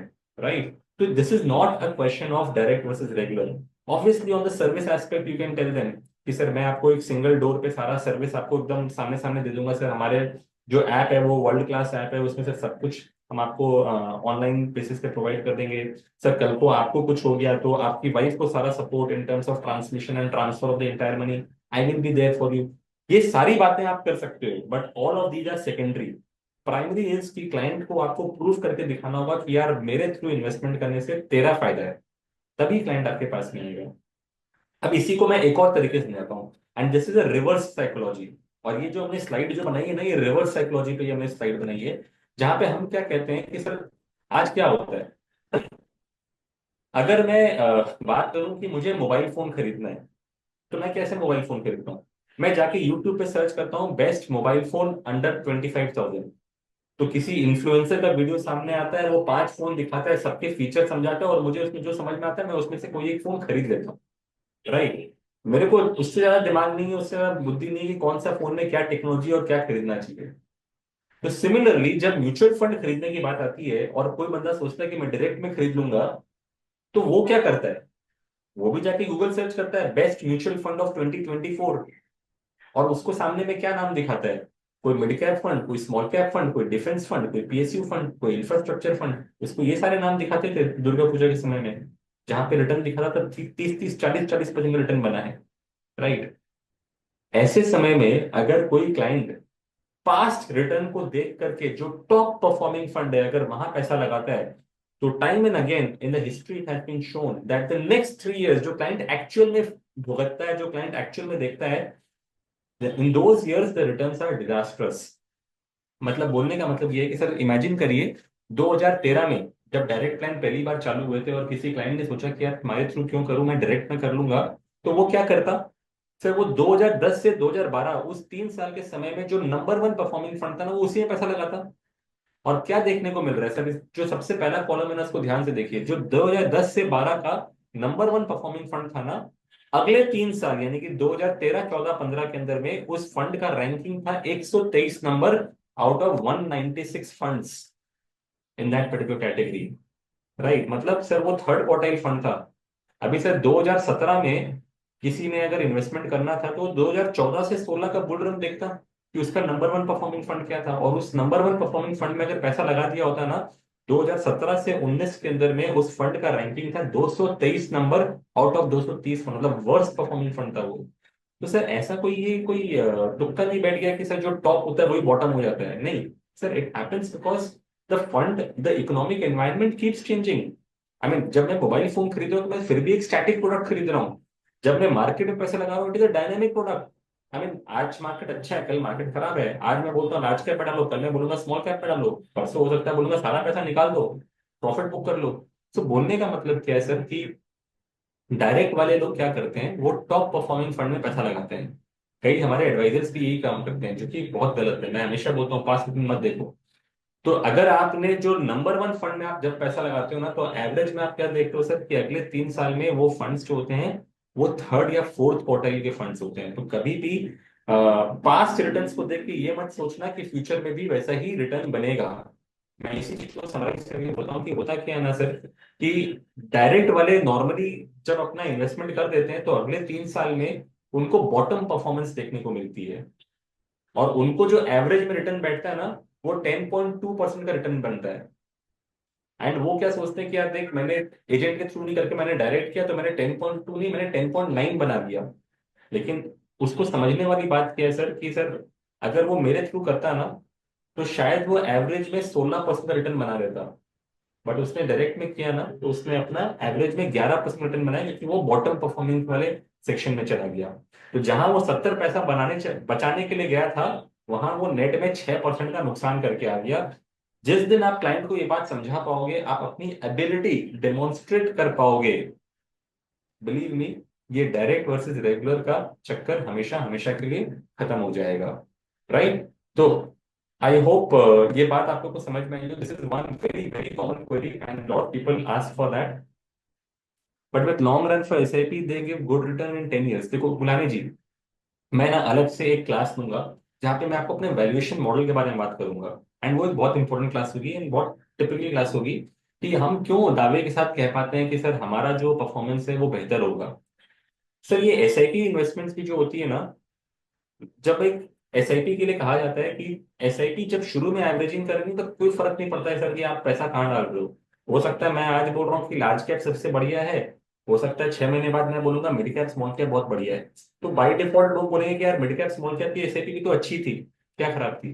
लेकिन बोलने का मतलब क्या है सर कि आपने एक एसआईपी से जितना पैसा एक बार बनाना है, लेट से आपके क्लाइंट का टारगेट है 1 करोड़ रुपया मुझे चाहिए 10 साल में, और हो सकता है उसके लिए आपने कुछ 2 लाख रुपए महीने की एसआईपी चालू कर दी, 1.5 लाख रुपए महीने की एसआईपी चालू कर दी।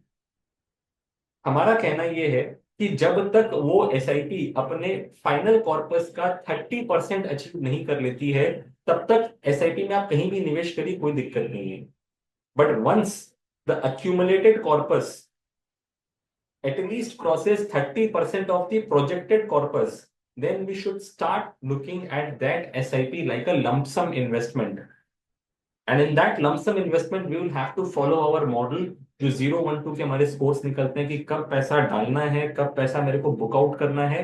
अगर हम उसको फॉलो करेंगे ना सर, तो in the long run I can tell you with full conviction that we will be able to beat the return of any good SIP for 10 years, just if we start following what we are preaching, right. तो किसी दिन अपने एक अलग से class करेंगे इसके ऊपर में, और वहां इसके ऊपर में बहुत इंटरेस्टिंग चर्चा होगी।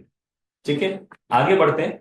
And next we move on to the next objection. Next objection ये है कि सर बहुत बार क्लाइंट बोलते हैं ना कि सर मैं पैसा तो स्टॉक मार्केट में लगा दूंगा, मैं म्यूचुअल फंड में क्यों लगाऊं।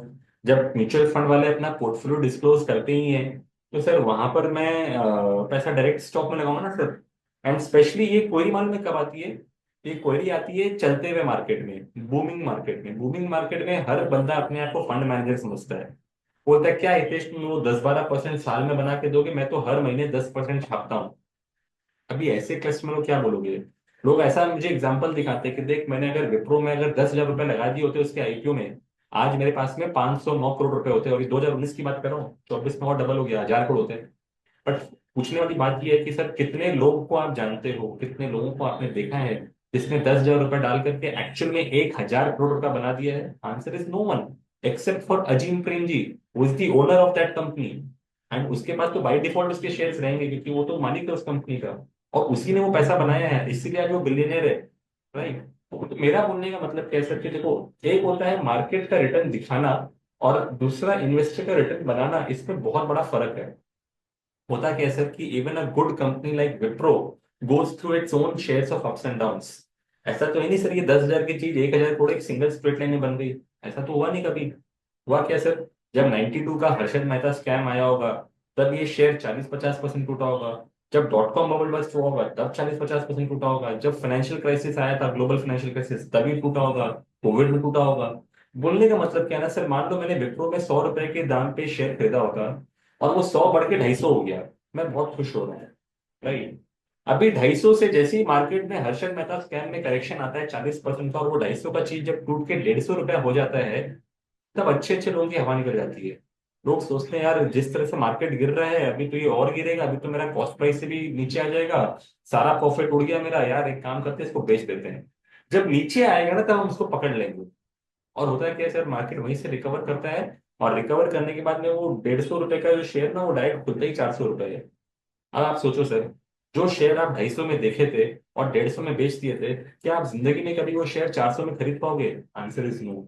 तो कहने का मतलब ये है कि सर शेयर मार्केट में पैसा बनाने के लिए आपको बहुत बड़ा पेशेंस चाहिए और बहुत नॉलेज एंड स्टडी चाहिए।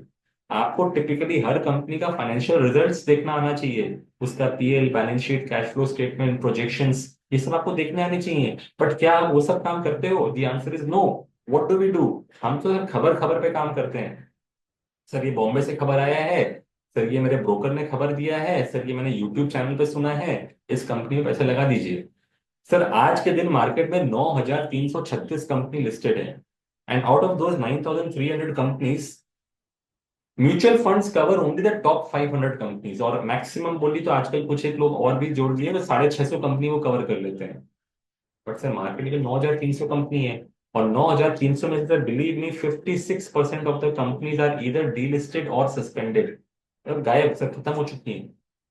तो बोलने का मतलब क्या है सर कि जहां हम डायरेक्ट शेयर में जाते हैं, the probability of we getting it right and be holding on to that very long time frame is very rare. जहां हम कोई शेयर खरीदते हैं ना, हमको पता है हमने क्या दाम में खरीदा था और किस दाम में हम अभी शेयर चल रहा है, और हम उस पर स्पेक्युलेटिव होकर के बातचीत करना चालू कर देते हैं। सर आप अपने कस्टमर से पूछिए कि सर आपने तो म्यूचुअल फंड में भी इन्वेस्टमेंट किया है ना, 5 स्कीम है ना आपके पोर्टफोलियो में, सर कोई भी एक स्कीम का मुझे नैव बता दीजिए। क्या आपको पता था आपने किस नैव में खरीदा था और अभी क्या नैव चल रहा है? बिलीव मी सर, अगर आप मुझसे पूछोगे ना, मैं आपको अपने पोर्टफोलियो के स्कीम्स का नैव नहीं बोल पाऊंगा। क्यों? क्योंकि सर उसको हम देखते ही इन्वेस्टमेंट ऑब्जेक्टिव से हैं, और हम देखते ही वो हिसाब से कि भाई इसमें पैसा डाल दिए, 5-6 साल में पैसा डबल हो जाएगा। सो डायरेक्ट स्टॉक्स के अंदर में वही लोग पैसा बना पाते हैं जो लोग प्रोफेशनल ट्रेडर्स होते हैं। लेकिन एक आम इन्वेस्टर की बात करें तो by default they and up losing the money. तो सर मैं आम इन्वेस्टर्स की अगर बात करूं तो आज से 10 साल पहले, सर अगर आपने मान लो इक्विटी म्यूचुअल फंड में पैसा लगाया होता तो आप कहीं भी लगा सकते थे, large cap mid cap small cap कहीं भी लगा सकते थे।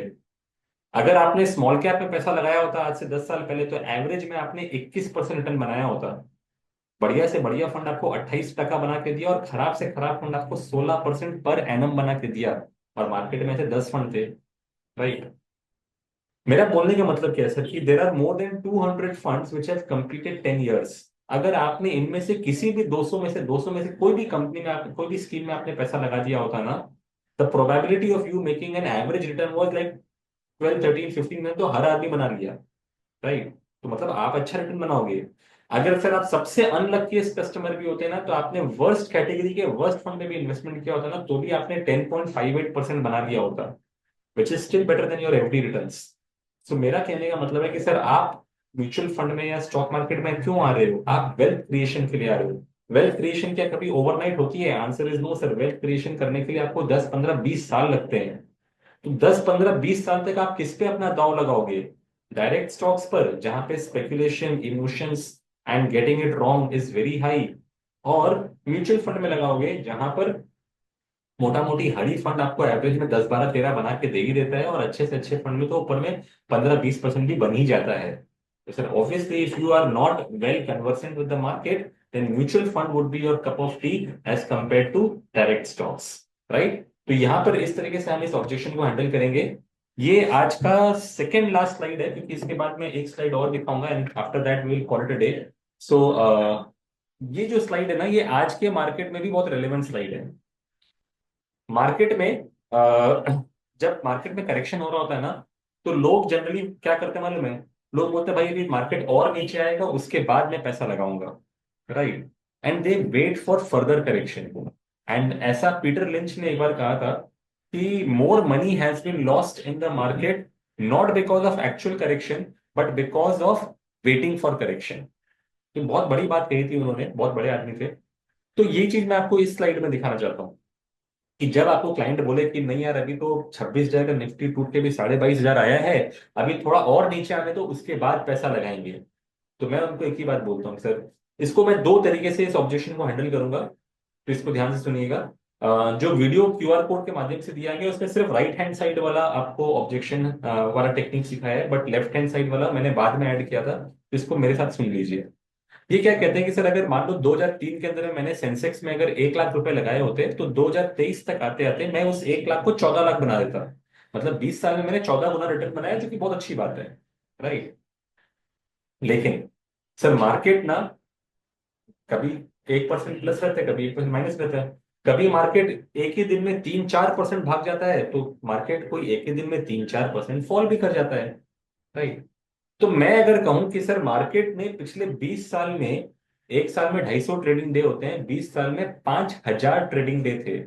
कोई आदमी अगर बस जनवरी 2003 में पैसे लगाता और 5,000 ट्रेडिंग डे में अपना आंख कान सब बंद रखता, और 20 साल बाद चेक करता, तो 20 साल बाद उसके 1 लाख बढ़ के हो गए 14 लाख रुपए, ठीक है? लेकिन वही आदमी अगर मार्केट के जो टॉप 2 मोस्ट परफॉर्मिंग डेज थे, अगर उस दिन वो क्लास से एब्सेंट होता, बाकी 4,998 दिन प्रेजेंट रहता, सिर्फ वो 2 दिन मिस कर जाता, तो आपका मार्केट एक का 14 लाख नहीं करता, वो 1 लाख को 11 लाख करता। वहीं सर मार्केट के आप अगर टॉप 10 डेज अगर आप निकाल दो, तो मार्केट आपको एक का 6 लाख करके देता है, और वही मार्केट के टॉप 40 डेज निकाल दो, तो आपका 1 लाख का मार्केट सिर्फ 1,47,000 बना के देता है। मतलब सर बाकी 4,960 दिन में मार्केट में था, सिर्फ 40 दिन में मार्केट से एब्सेंट था, और मेरा 1 लाख का चीज सिर्फ 1,47,000 बनता है। तो बोलने का मतलब क्या है सर, कि ये जो मार्केट चौके छक्के जब मारता है तब मार्केट में रहना बहुत जरूरी है। अगर आप उन दिनों को मिस कर जाओ ना, तो आप इतना बड़ा रिटर्न कभी नहीं बना पाओगे। मजे की बात क्या है सर, कि क्या क्या मार्केट आपसे पूछ करके चौके छक्के मारेगा कि शिव जी आपने, शिव भाई आपने अपना पैसा डाल दिया ना तो मैं कल चौका मारने वाला हूँ? ऑब्वियसली मार्केट ऐसा कभी नहीं पूछेगा। मार्केट अपनी चाल खुद चलेगा।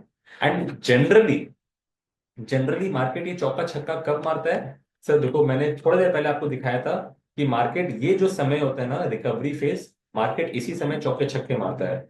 आई मीन 2008-9 के क्रैश के बाद 20 महीने में 20% बनना चाहिए था, 20 महीने में 156% बना। मतलब मार्केट के मैक्सिमम चौके छक्के जो है ना, ये इसी 20 महीने में लगे थे।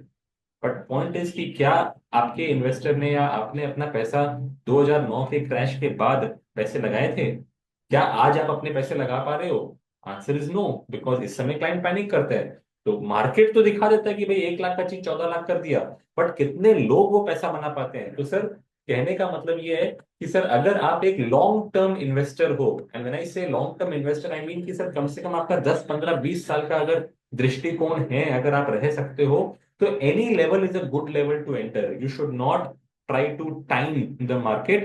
You should rather be thinking of spending maximum time in the market. ये बात को आप याद रखिएगा। इसी बात को मैं एक और तरीके से सिखाता हूँ, और ये ना जो राइट साइड में जो तरीका दिया है ना, ये मेरा खुद का बनाया हुआ तरीका है, किसी फंड हाउस ने नहीं सिखाया है। और बहुत ही अच्छा ये तरीका है, और मैंने कई बार इसको मार्केट में वर्क भी करके दिया है। मैं क्या कहता हूँ? मैं कहता हूँ कि यार, मान लो 2024 का सितंबर था, और मैं एक क्लाइंट से चेक मांगने गया। मेरा दोस्त ही था, और बोलता है यार रितेश, मार्केट ना अभी बहुत हाई है, 25,000 का निफ्टी चल रहा है, मार्केट बहुत हाई है, अभी तो मार्केट में पैसा लगाने का सेंस नहीं बनता है। मैं बोलता हूँ यार देख, तू 20 साल 25 साल के लिए पैसा लगा रहा है, अपने साथ में रिटायर करेंगे उस समय पैसा चाहिए, तो अभी तू क्या सोच रहा है मार्केट को लेके? 20 25 साल तो बहुत लंबा होता है। बोलता है नहीं यार रितेश देख, मार्केट अभी बहुत ऊपर में, मार्केट नीचे आएगा तब मैं तेरे को चेक दूंगा। जबकि उसका 24 साल का रिटायरमेंट का पैसा है। अब मैं उससे पूछता हूँ भाई एक काम कर, चेक तो मैं तेरे आज ही दूंगा, डेट मत बैठाना, मुझे खाली इतना बता कि मार्केट में कितना परसेंट फॉल आने से तू मेरे को ये चेक जमा करने देगा। तो बोलता है यार 10% करेक्शन अगर मार्केट में हो जाएगा तब चेक जमा कर दियो। तो मैं बोलता हूँ देख, 25,000 का निफ्टी, मोटा मोटी 10% करेक्शन यानी कि 22,500 का निफ्टी होगा तब तेरे लिए ठीक है। सोच समझ के बोलना, क्योंकि मैं तेरे से पूछने नहीं आऊंगा, मैं डायरेक्ट चेक जमा कर दूंगा। तो बोलते हैं नहीं नहीं देश रुक जा, 10% नहीं 20% का फॉल अगर हो जाए ना मार्केट में, तब सब चीज बढ़िया हो जाएगा, सब चीज ठीक हो जाएगा, तब मेरे से मत पूछना, पैसा जमा कर देना। मैंने कहा ठीक है। चल एक काम करते हैं, एक रोल प्ले करते हैं। तू आंखें बंद कर और सोच कि आज ही वो दिन है। सोच कि खबर का अखबार, मार्केट में किसी एक कारण से बहुत बड़ा क्रैश आ गया, और 25,000 का निफ्टी आज 20,000 का निफ्टी हो गया है। राइट? तो तेरे चेक तो आज जमा हो जाएगा, तेरा चेक आज जमा हो जाएगा, पूरा हाँ जमा हो जाएगा। अभी मेरे को बता, मैंने तेरे को कितना परसेंट रिटर्न का बात किया है? तो सर मैंने तो 12% की बात बोली है। और 12% रिटर्न का मतलब हम कहते हैं कि हर 6 साल में पैसा डबल होता है, रूल ऑफ 72। तो अगर 2024 के सितंबर में निफ्टी का लेवल अगर हाइपोथेटिकली अगर 20,000 पे है, तो सर 6 साल बाद 2030 में निफ्टी कहाँ होगा? सर 20,000 का डबल होकर 40,000 हो जाएगा। सर 2036 में, मतलब उसके 6 साल बाद मार्केट वहां से डबल होकर 40 का 80,000 हो जाएगा। 2042 में 1,60,000 का निफ्टी दिखेगा। और 2048 में, मतलब आज से 24 साल बाद, आपका निफ्टी कम से कम 3,20,000 पे होना चाहिए। तो देख दोस्त, कितना बड़ा पैसा बनने वाला है ना। तो 20,000 का निफ्टी 3,20,000 का निफ्टी बन जाए, 16 गुना किसको बोलते हैं, कितना बड़ा पैसा बनेगा ना। बट एक बात बता, क्या तू पैसे बना पाएगा? Answer is no. वाई? क्योंकि तूने तो मुझे चेक दिया ही नहीं। और चेक क्यों नहीं दिया? क्योंकि सर आज तो निफ्टी 25,000 पे है, आज तो निफ्टी 20,000 पे है ही नहीं। तो बोलने का मतलब क्या है मेरे दोस्त, कि अल्टीमेटली अगर मुझे 24 साल बाद एग्जिट करना है, और मुझे अगर 3,20,000 के निफ्टी पे एग्जिट करना है, तो डज इट रियली मैटर कि मैं 25,000 के निफ्टी में घुसता हूँ कि 20,000 के निफ्टी में घुसता हूँ? सर ये 24 सालों में ना, ये 5,000 पॉइंट ना किसी को याद भी नहीं रहेंगे। हो सकता है कि आपके एनुअलाइज रिटर्न वाले कॉलम में ना कुछ डेसिमल ऊपर नीचे हो जाएंगे, और कोई फर्क नहीं पड़ना है। तो बोलने का मतलब सर इतना है कि अगर आपका क्लाइंट 15 साल, 20 साल, 25 साल जैसे गोल के लिए अगर पैसे लगाना चाहता है ना, तो any time is a very good time. You should not try to time the market कि भाई नीचे आएगा तब डालेंगे। Just decide that you will be spending the maximum amount of time in the market. 20 साल रहिए सर, रिटर्न सब अपने आप आगे पीछे सब बराबर हो जाएगा। 20 साल मार्केट कई बार क्रैश करेगा, कई बार भाग जाएगा, आपको नई दिमाग लगाने का है। जिस समय आपका गोल आने का होगा उसी समय दिमाग लगाएंगे हम लोग। राइट। तो दोस्तों यहां पर हमने ये ऑब्जेक्शन खत्म किया। क्योंकि अभी मार्केट फॉल कर रहा है ना, तो मैं ये दो स्लाइड आपको और बता देता हूँ। These are also very important. और इसमें क्या कह रहे हैं हम लोग कि जब मार्केट गिर रहा होता है ना, तो कई बार इन्वेस्टर ये बोलता है कि यार रितेश मेरी एसआईपी बंद कर दे और मेरे पैसे निकाल दे। देखिए, ऐसा वो क्यों बोल रहा है? क्योंकि जब मार्केट गिर रहा है ना, तो बाई डिफॉल्ट अगर वो ऐप खोल के देखेगा तो उसको रिटर्न खराब दिखेगा। जहां हितेश ने उसको कहा था कि भाई 12% का रिटर्न बन जाएगा, प्रोवाइडेड तुम 5-7 साल रह लोगे। राइट। अभी तो यार इन्वेस्टमेंट चालू किए मोटा मोटी 6-8 महीने हुए हैं और मेरे को रिटर्न -5%, -10% दिख रहा है। तो ऐसा इन्वेस्टर निराश होकर के बोलता है मेरी एसआईपी बंद कर दे। और ऐसा बहुत लोग कर रहे हैं, इंडस्ट्री में भी बहुत तहलका मचा हुआ है कि जितनी नई एसआईपी चालू नहीं हो रही है उससे ज्यादा तो अभी एसआईपी बंद हो रही है हमारी इंडस्ट्री के अंदर में। राइट। तो ये एनालिसिस क्या कहता है? ये एनालिसिस कहता है कि अगर मैं 2001 से 2024 की बात करूं, राइट, अगर मैं पिछले 25 साल के इतिहास को देखूं, तो कई बार ऐसा होता है कि इन्वेस्टर जब पैसा लगाता है ना, तो पहले 5 साल में अपने रिटर्न से खुश नहीं होता है। पहले 5 साल में उसका रिटर्न एफडी से कम बनता है, यानी कि 8% से कमती आता है। तो वो चीज को हमने दिखाया है ग्रीन लाइन में। ठीक है।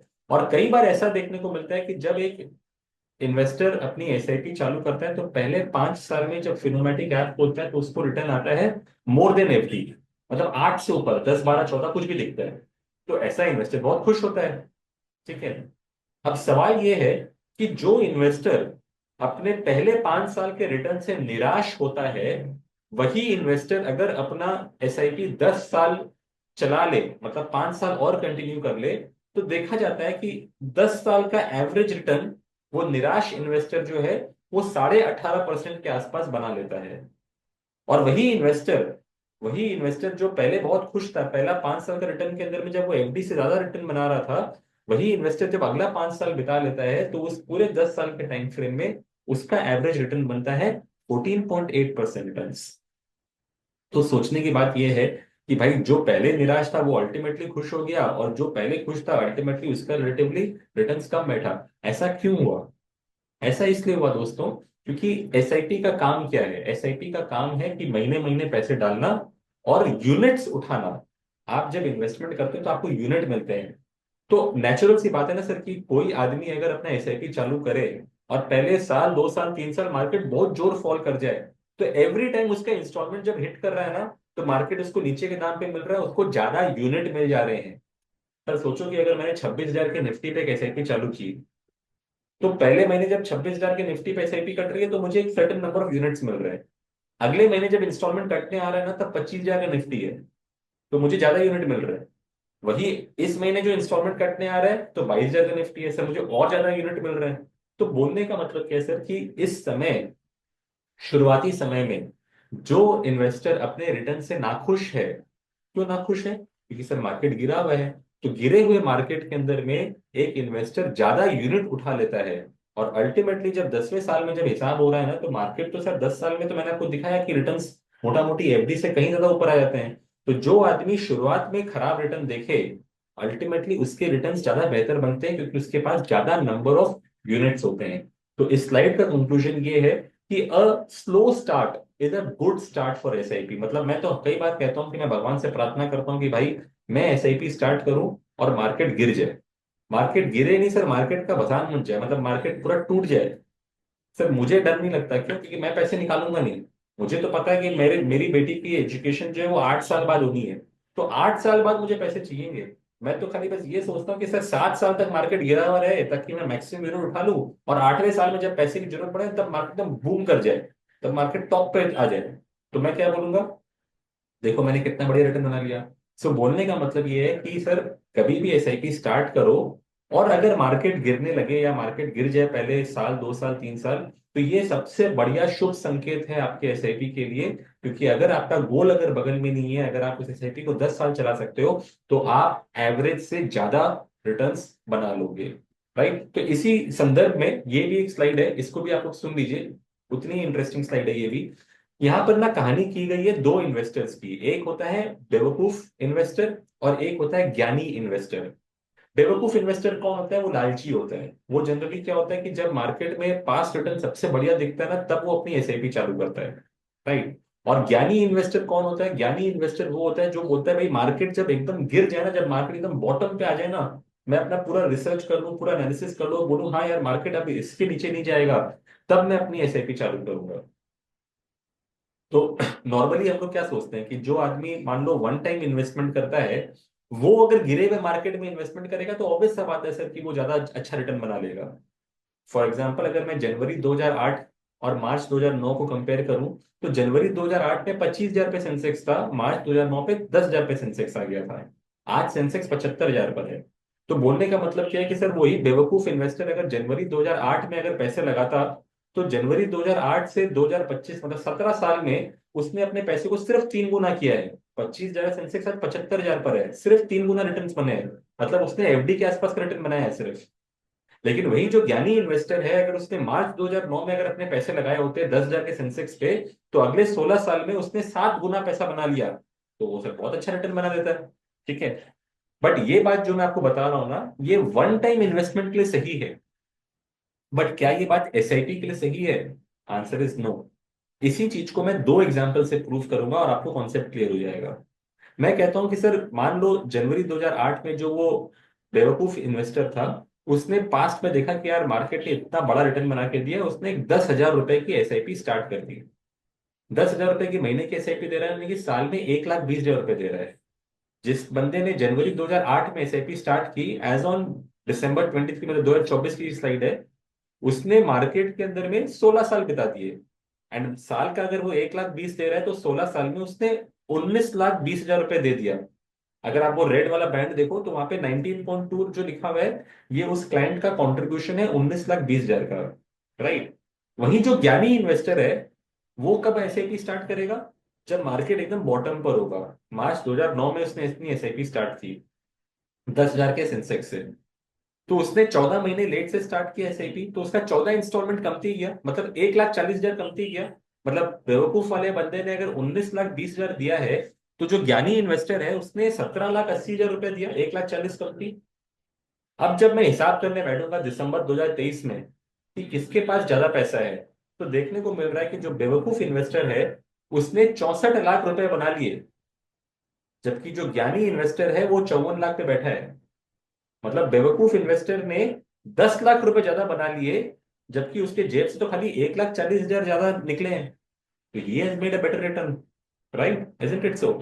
आइए 2000 वाला क्रैश देखते हैं। फरवरी 2000, 3 नंबर पॉइंट जो हमने यहाँ पे लिखा है, फरवरी 2000 से सितंबर 2001, जब हमारा सेंसेक्स 6,300 से गिर के 2,800 पे आया था, तो किसी बेवकूफ इन्वेस्टर ने 6,300 के सेंसेक्स पे अपनी 10,000 रुपए की एसआईपी चालू की होती, तो उस बंदे ने 24 साल मार्केट को दे दिया, लगभग लगभग फरवरी 2000 से दिसंबर 2023, मतलब 23 साल 9 महीने उसने मार्केट को दे दिया। तो साल का 1,20,000 दे रहा है, उसके जेब से 28,70,000 निकल गए। वहीं ज्ञानी इन्वेस्टर जो है वो 17 महीने बाद अपनी एसआईपी स्टार्ट कर रहा है, और इसलिए वो 17 मतलब 19 महीने बाद एसआईपी स्टार्ट कर, तो 19 इंस्टॉलमेंट वो कमती दे रहा है। मतलब उसके जेब से सर 23,90,000 नहीं, उसके जेब से 22,30,000 रुपए निकले। राइट। सॉरी, उसके जेब से 28,70 नहीं, उसके जेब से 26,80,000 रुपए निकले।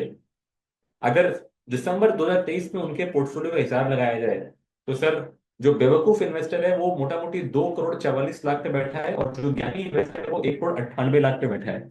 यानी कि बेवकूफ इन्वेस्टर ने एक्चुअल में 46 लाख रुपीज ज्यादा प्रॉफिट कर लिया है, जबकि उसके जेब से सिर्फ 1,90,000 रुपए ही ज्यादा निकला है।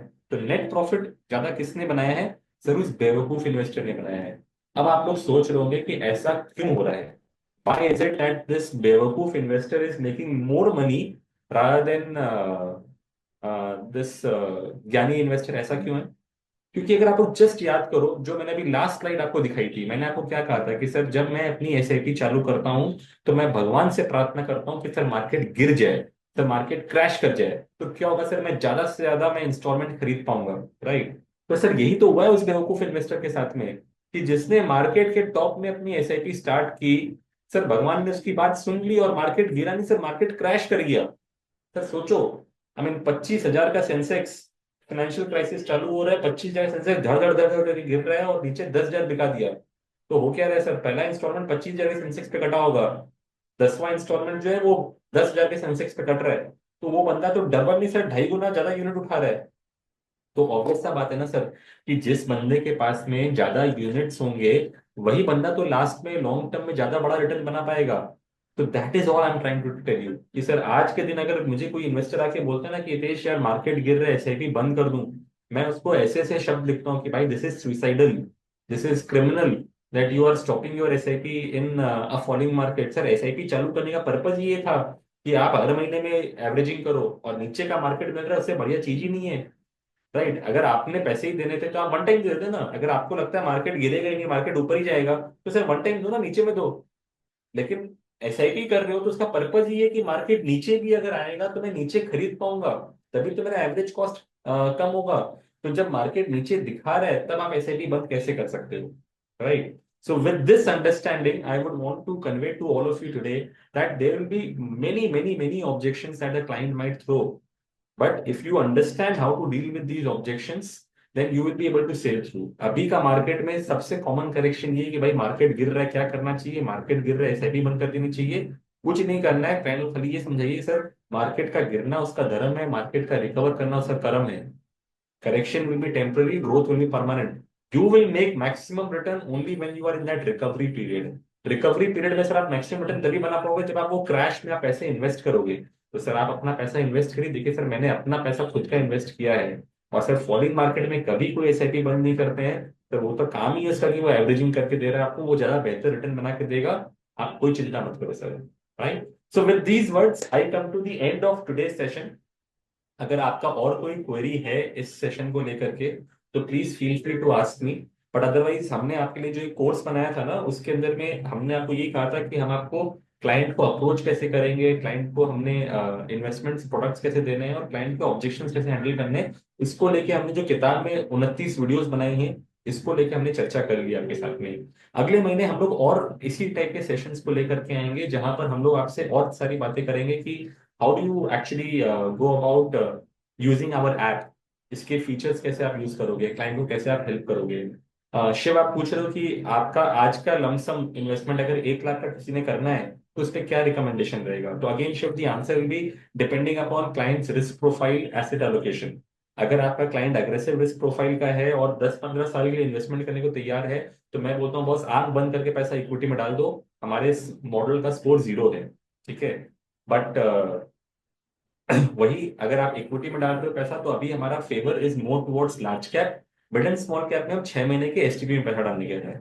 बाबा मैंने जी पूछ रही कि सर क्लाइंट का अगर मीडियम रिस्क एपेटाइट है तो क्या करना चाहिए। तो मेरा कहना ये है सर कि मीडियम रिस्क एपेटाइट वालों को पैसा अपने बैलेंस एडवांटेज फंड और मल्टी एसेट एलोकेशन फंड में ही डालना चाहिए, ठीक है। आज के दिन बिकॉज मार्केट गिर गया ना तो मैक्सिमम बैलेंस एडवांटेज और मल्टी एसेट एलोकेशन फंड जो है ना आपकी इक्विटी पोर्शन को ऑटोमेटिकली बढ़ा के 55-60% करके बैठे हैं, तो आप आसानी से वहां पैसा डालिए, अच्छा रिटर्न बनेगा। तापस जी पूछ रहे हैं sir make a class of section of mutual fund which one is better for tomorrow. ठीक है, तो फंड सिलेक्शन को लेकर के हम लोग एक क्लास करेंगे अलग से, और फंड रिकमेंडेशन शीट भी मैं दे दूंगा। सर मार्केटिंग कैसे करें, मेरे हिसाब से सर मार्केटिंग करने का सबसे आसान तरीका यही है कि आप अपने खुद के वीडियोस बनाइए और सोशल मीडिया पे पोस्ट करिए। अगर आपको कंटेंट चाहिए तो मैंने आपको जो किताब दी है ना उसके नीचे में जो इतने सारे क्यूआर कोड्स में जो वीडियोस बनाए गए ना, सर उसी वीडियो को आप रिक्रिएट कर लो ना। मेरा पहला वीडियो कि इक्विटी रिटर्न क्यों बनाता है, जब मैं मिठाई की दुकान की एग्जांपल समझा रहा हूँ, सर आपने भी क्या करना है, फ्रंट कैमरा ऑन करो वही सेम चीज बना दो। आज के दिन हम इतने रील्स बना लेते हैं, तो क्या हम एक 2 मिनट का ज्ञान का वीडियो नहीं बना सकते हैं। Never cell, never make a selling video कि सर इसलिए मैं कह रहा हूँ कि आज पैसा लगा दो। नेवर से दैट सर कि पैसा अभी फलाने फंड में डाल दो, नो डोंट डू दैट। आप समझाओ कि सर गिरते हुए मार्केट में एसआईपी करनी चाहिए तो आप एसआईपी करो अभी, right? Eight this time for otherwise sir अगर आपको मार्केटिंग से रिलेटेड अगर कुछ भी और हेल्प चाहिए ना, आई वुड रिक्वेस्ट यू कि एक बार उत्कर्ष से बात कर लो। उत्कर्ष छुट्टी पे है, परसों से रिज्यूम कर जाएगा, तो he will give you many ideas as to how we do marketing, right? Neelam ma'am पूछ रही है कि at this time for SIP which type of fund you should suggest.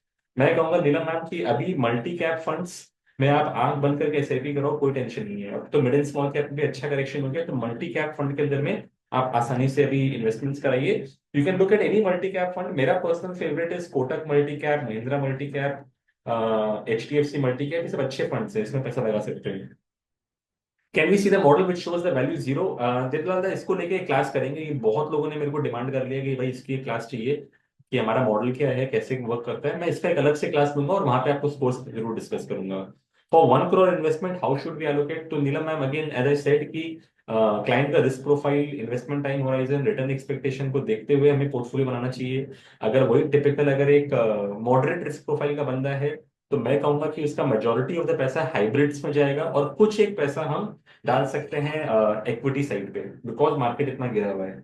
So I am assuming कि अगर आप किसी रिटायरमेंट वाले client के लिए अगर ये पूछ रहे हो, तो I would put 75, I would bucket this money 25% into 4 classes. 25% मैं डालूंगा प्योर इक्विटी में विद अ लार्ज कैप बायस, 25% मैं डालूंगा अग्रेसिव हाइब्रिड में because it will have 75% equity, 25% मैं डालूंगा मल्टी एसेट एलोकेशन फंड में, और 25% मैं डालूंगा बैलेंस एडवांटेज फंड में। थोड़ा सा अगर आपको इसको कंजर्वेटिव करना है, तो आप 5-10% पैसा प्योर डेट में भी डाल सकते हो, क्योंकि मेरा मानना है कि अगले 1 साल में प्योर डेट भी आपको 8% से ऊपर का रिटर्न बना के दे देगा। कि विमल दा बोल रहे हैं सर डेट के ऊपर क्लास होने से बहुत अच्छा होगा। यस, डेट म्यूचुअल फंड भी पढ़ना बहुत जरूरी है, और डेट म्यूचुअल फंड में भी बहुत बड़ा काम होता है मार्केट में। So we will definitely discuss debt mutual fund also in all these classes. So I hope I have been able to answer all your queries. अगर कुछ और रह गया है तो आप लोग मेरे को पर्सनली व्हाट्सएप कर लेना। I will try to get in touch with you, but I hope आप सब इस क्लास को काफी इंजॉय किए हो। एंड आने वाले समय में हम लोग ऐसे और बहुत सारे क्लासेस आपके सामने लेकर के आएंगे, and I would want all of you to attend these classes in the same attendance. Right. So thank you so much, everyone. Take care. Bye bye. Mutual fund investments are subject to market risk. Please read the offer document carefully before investing.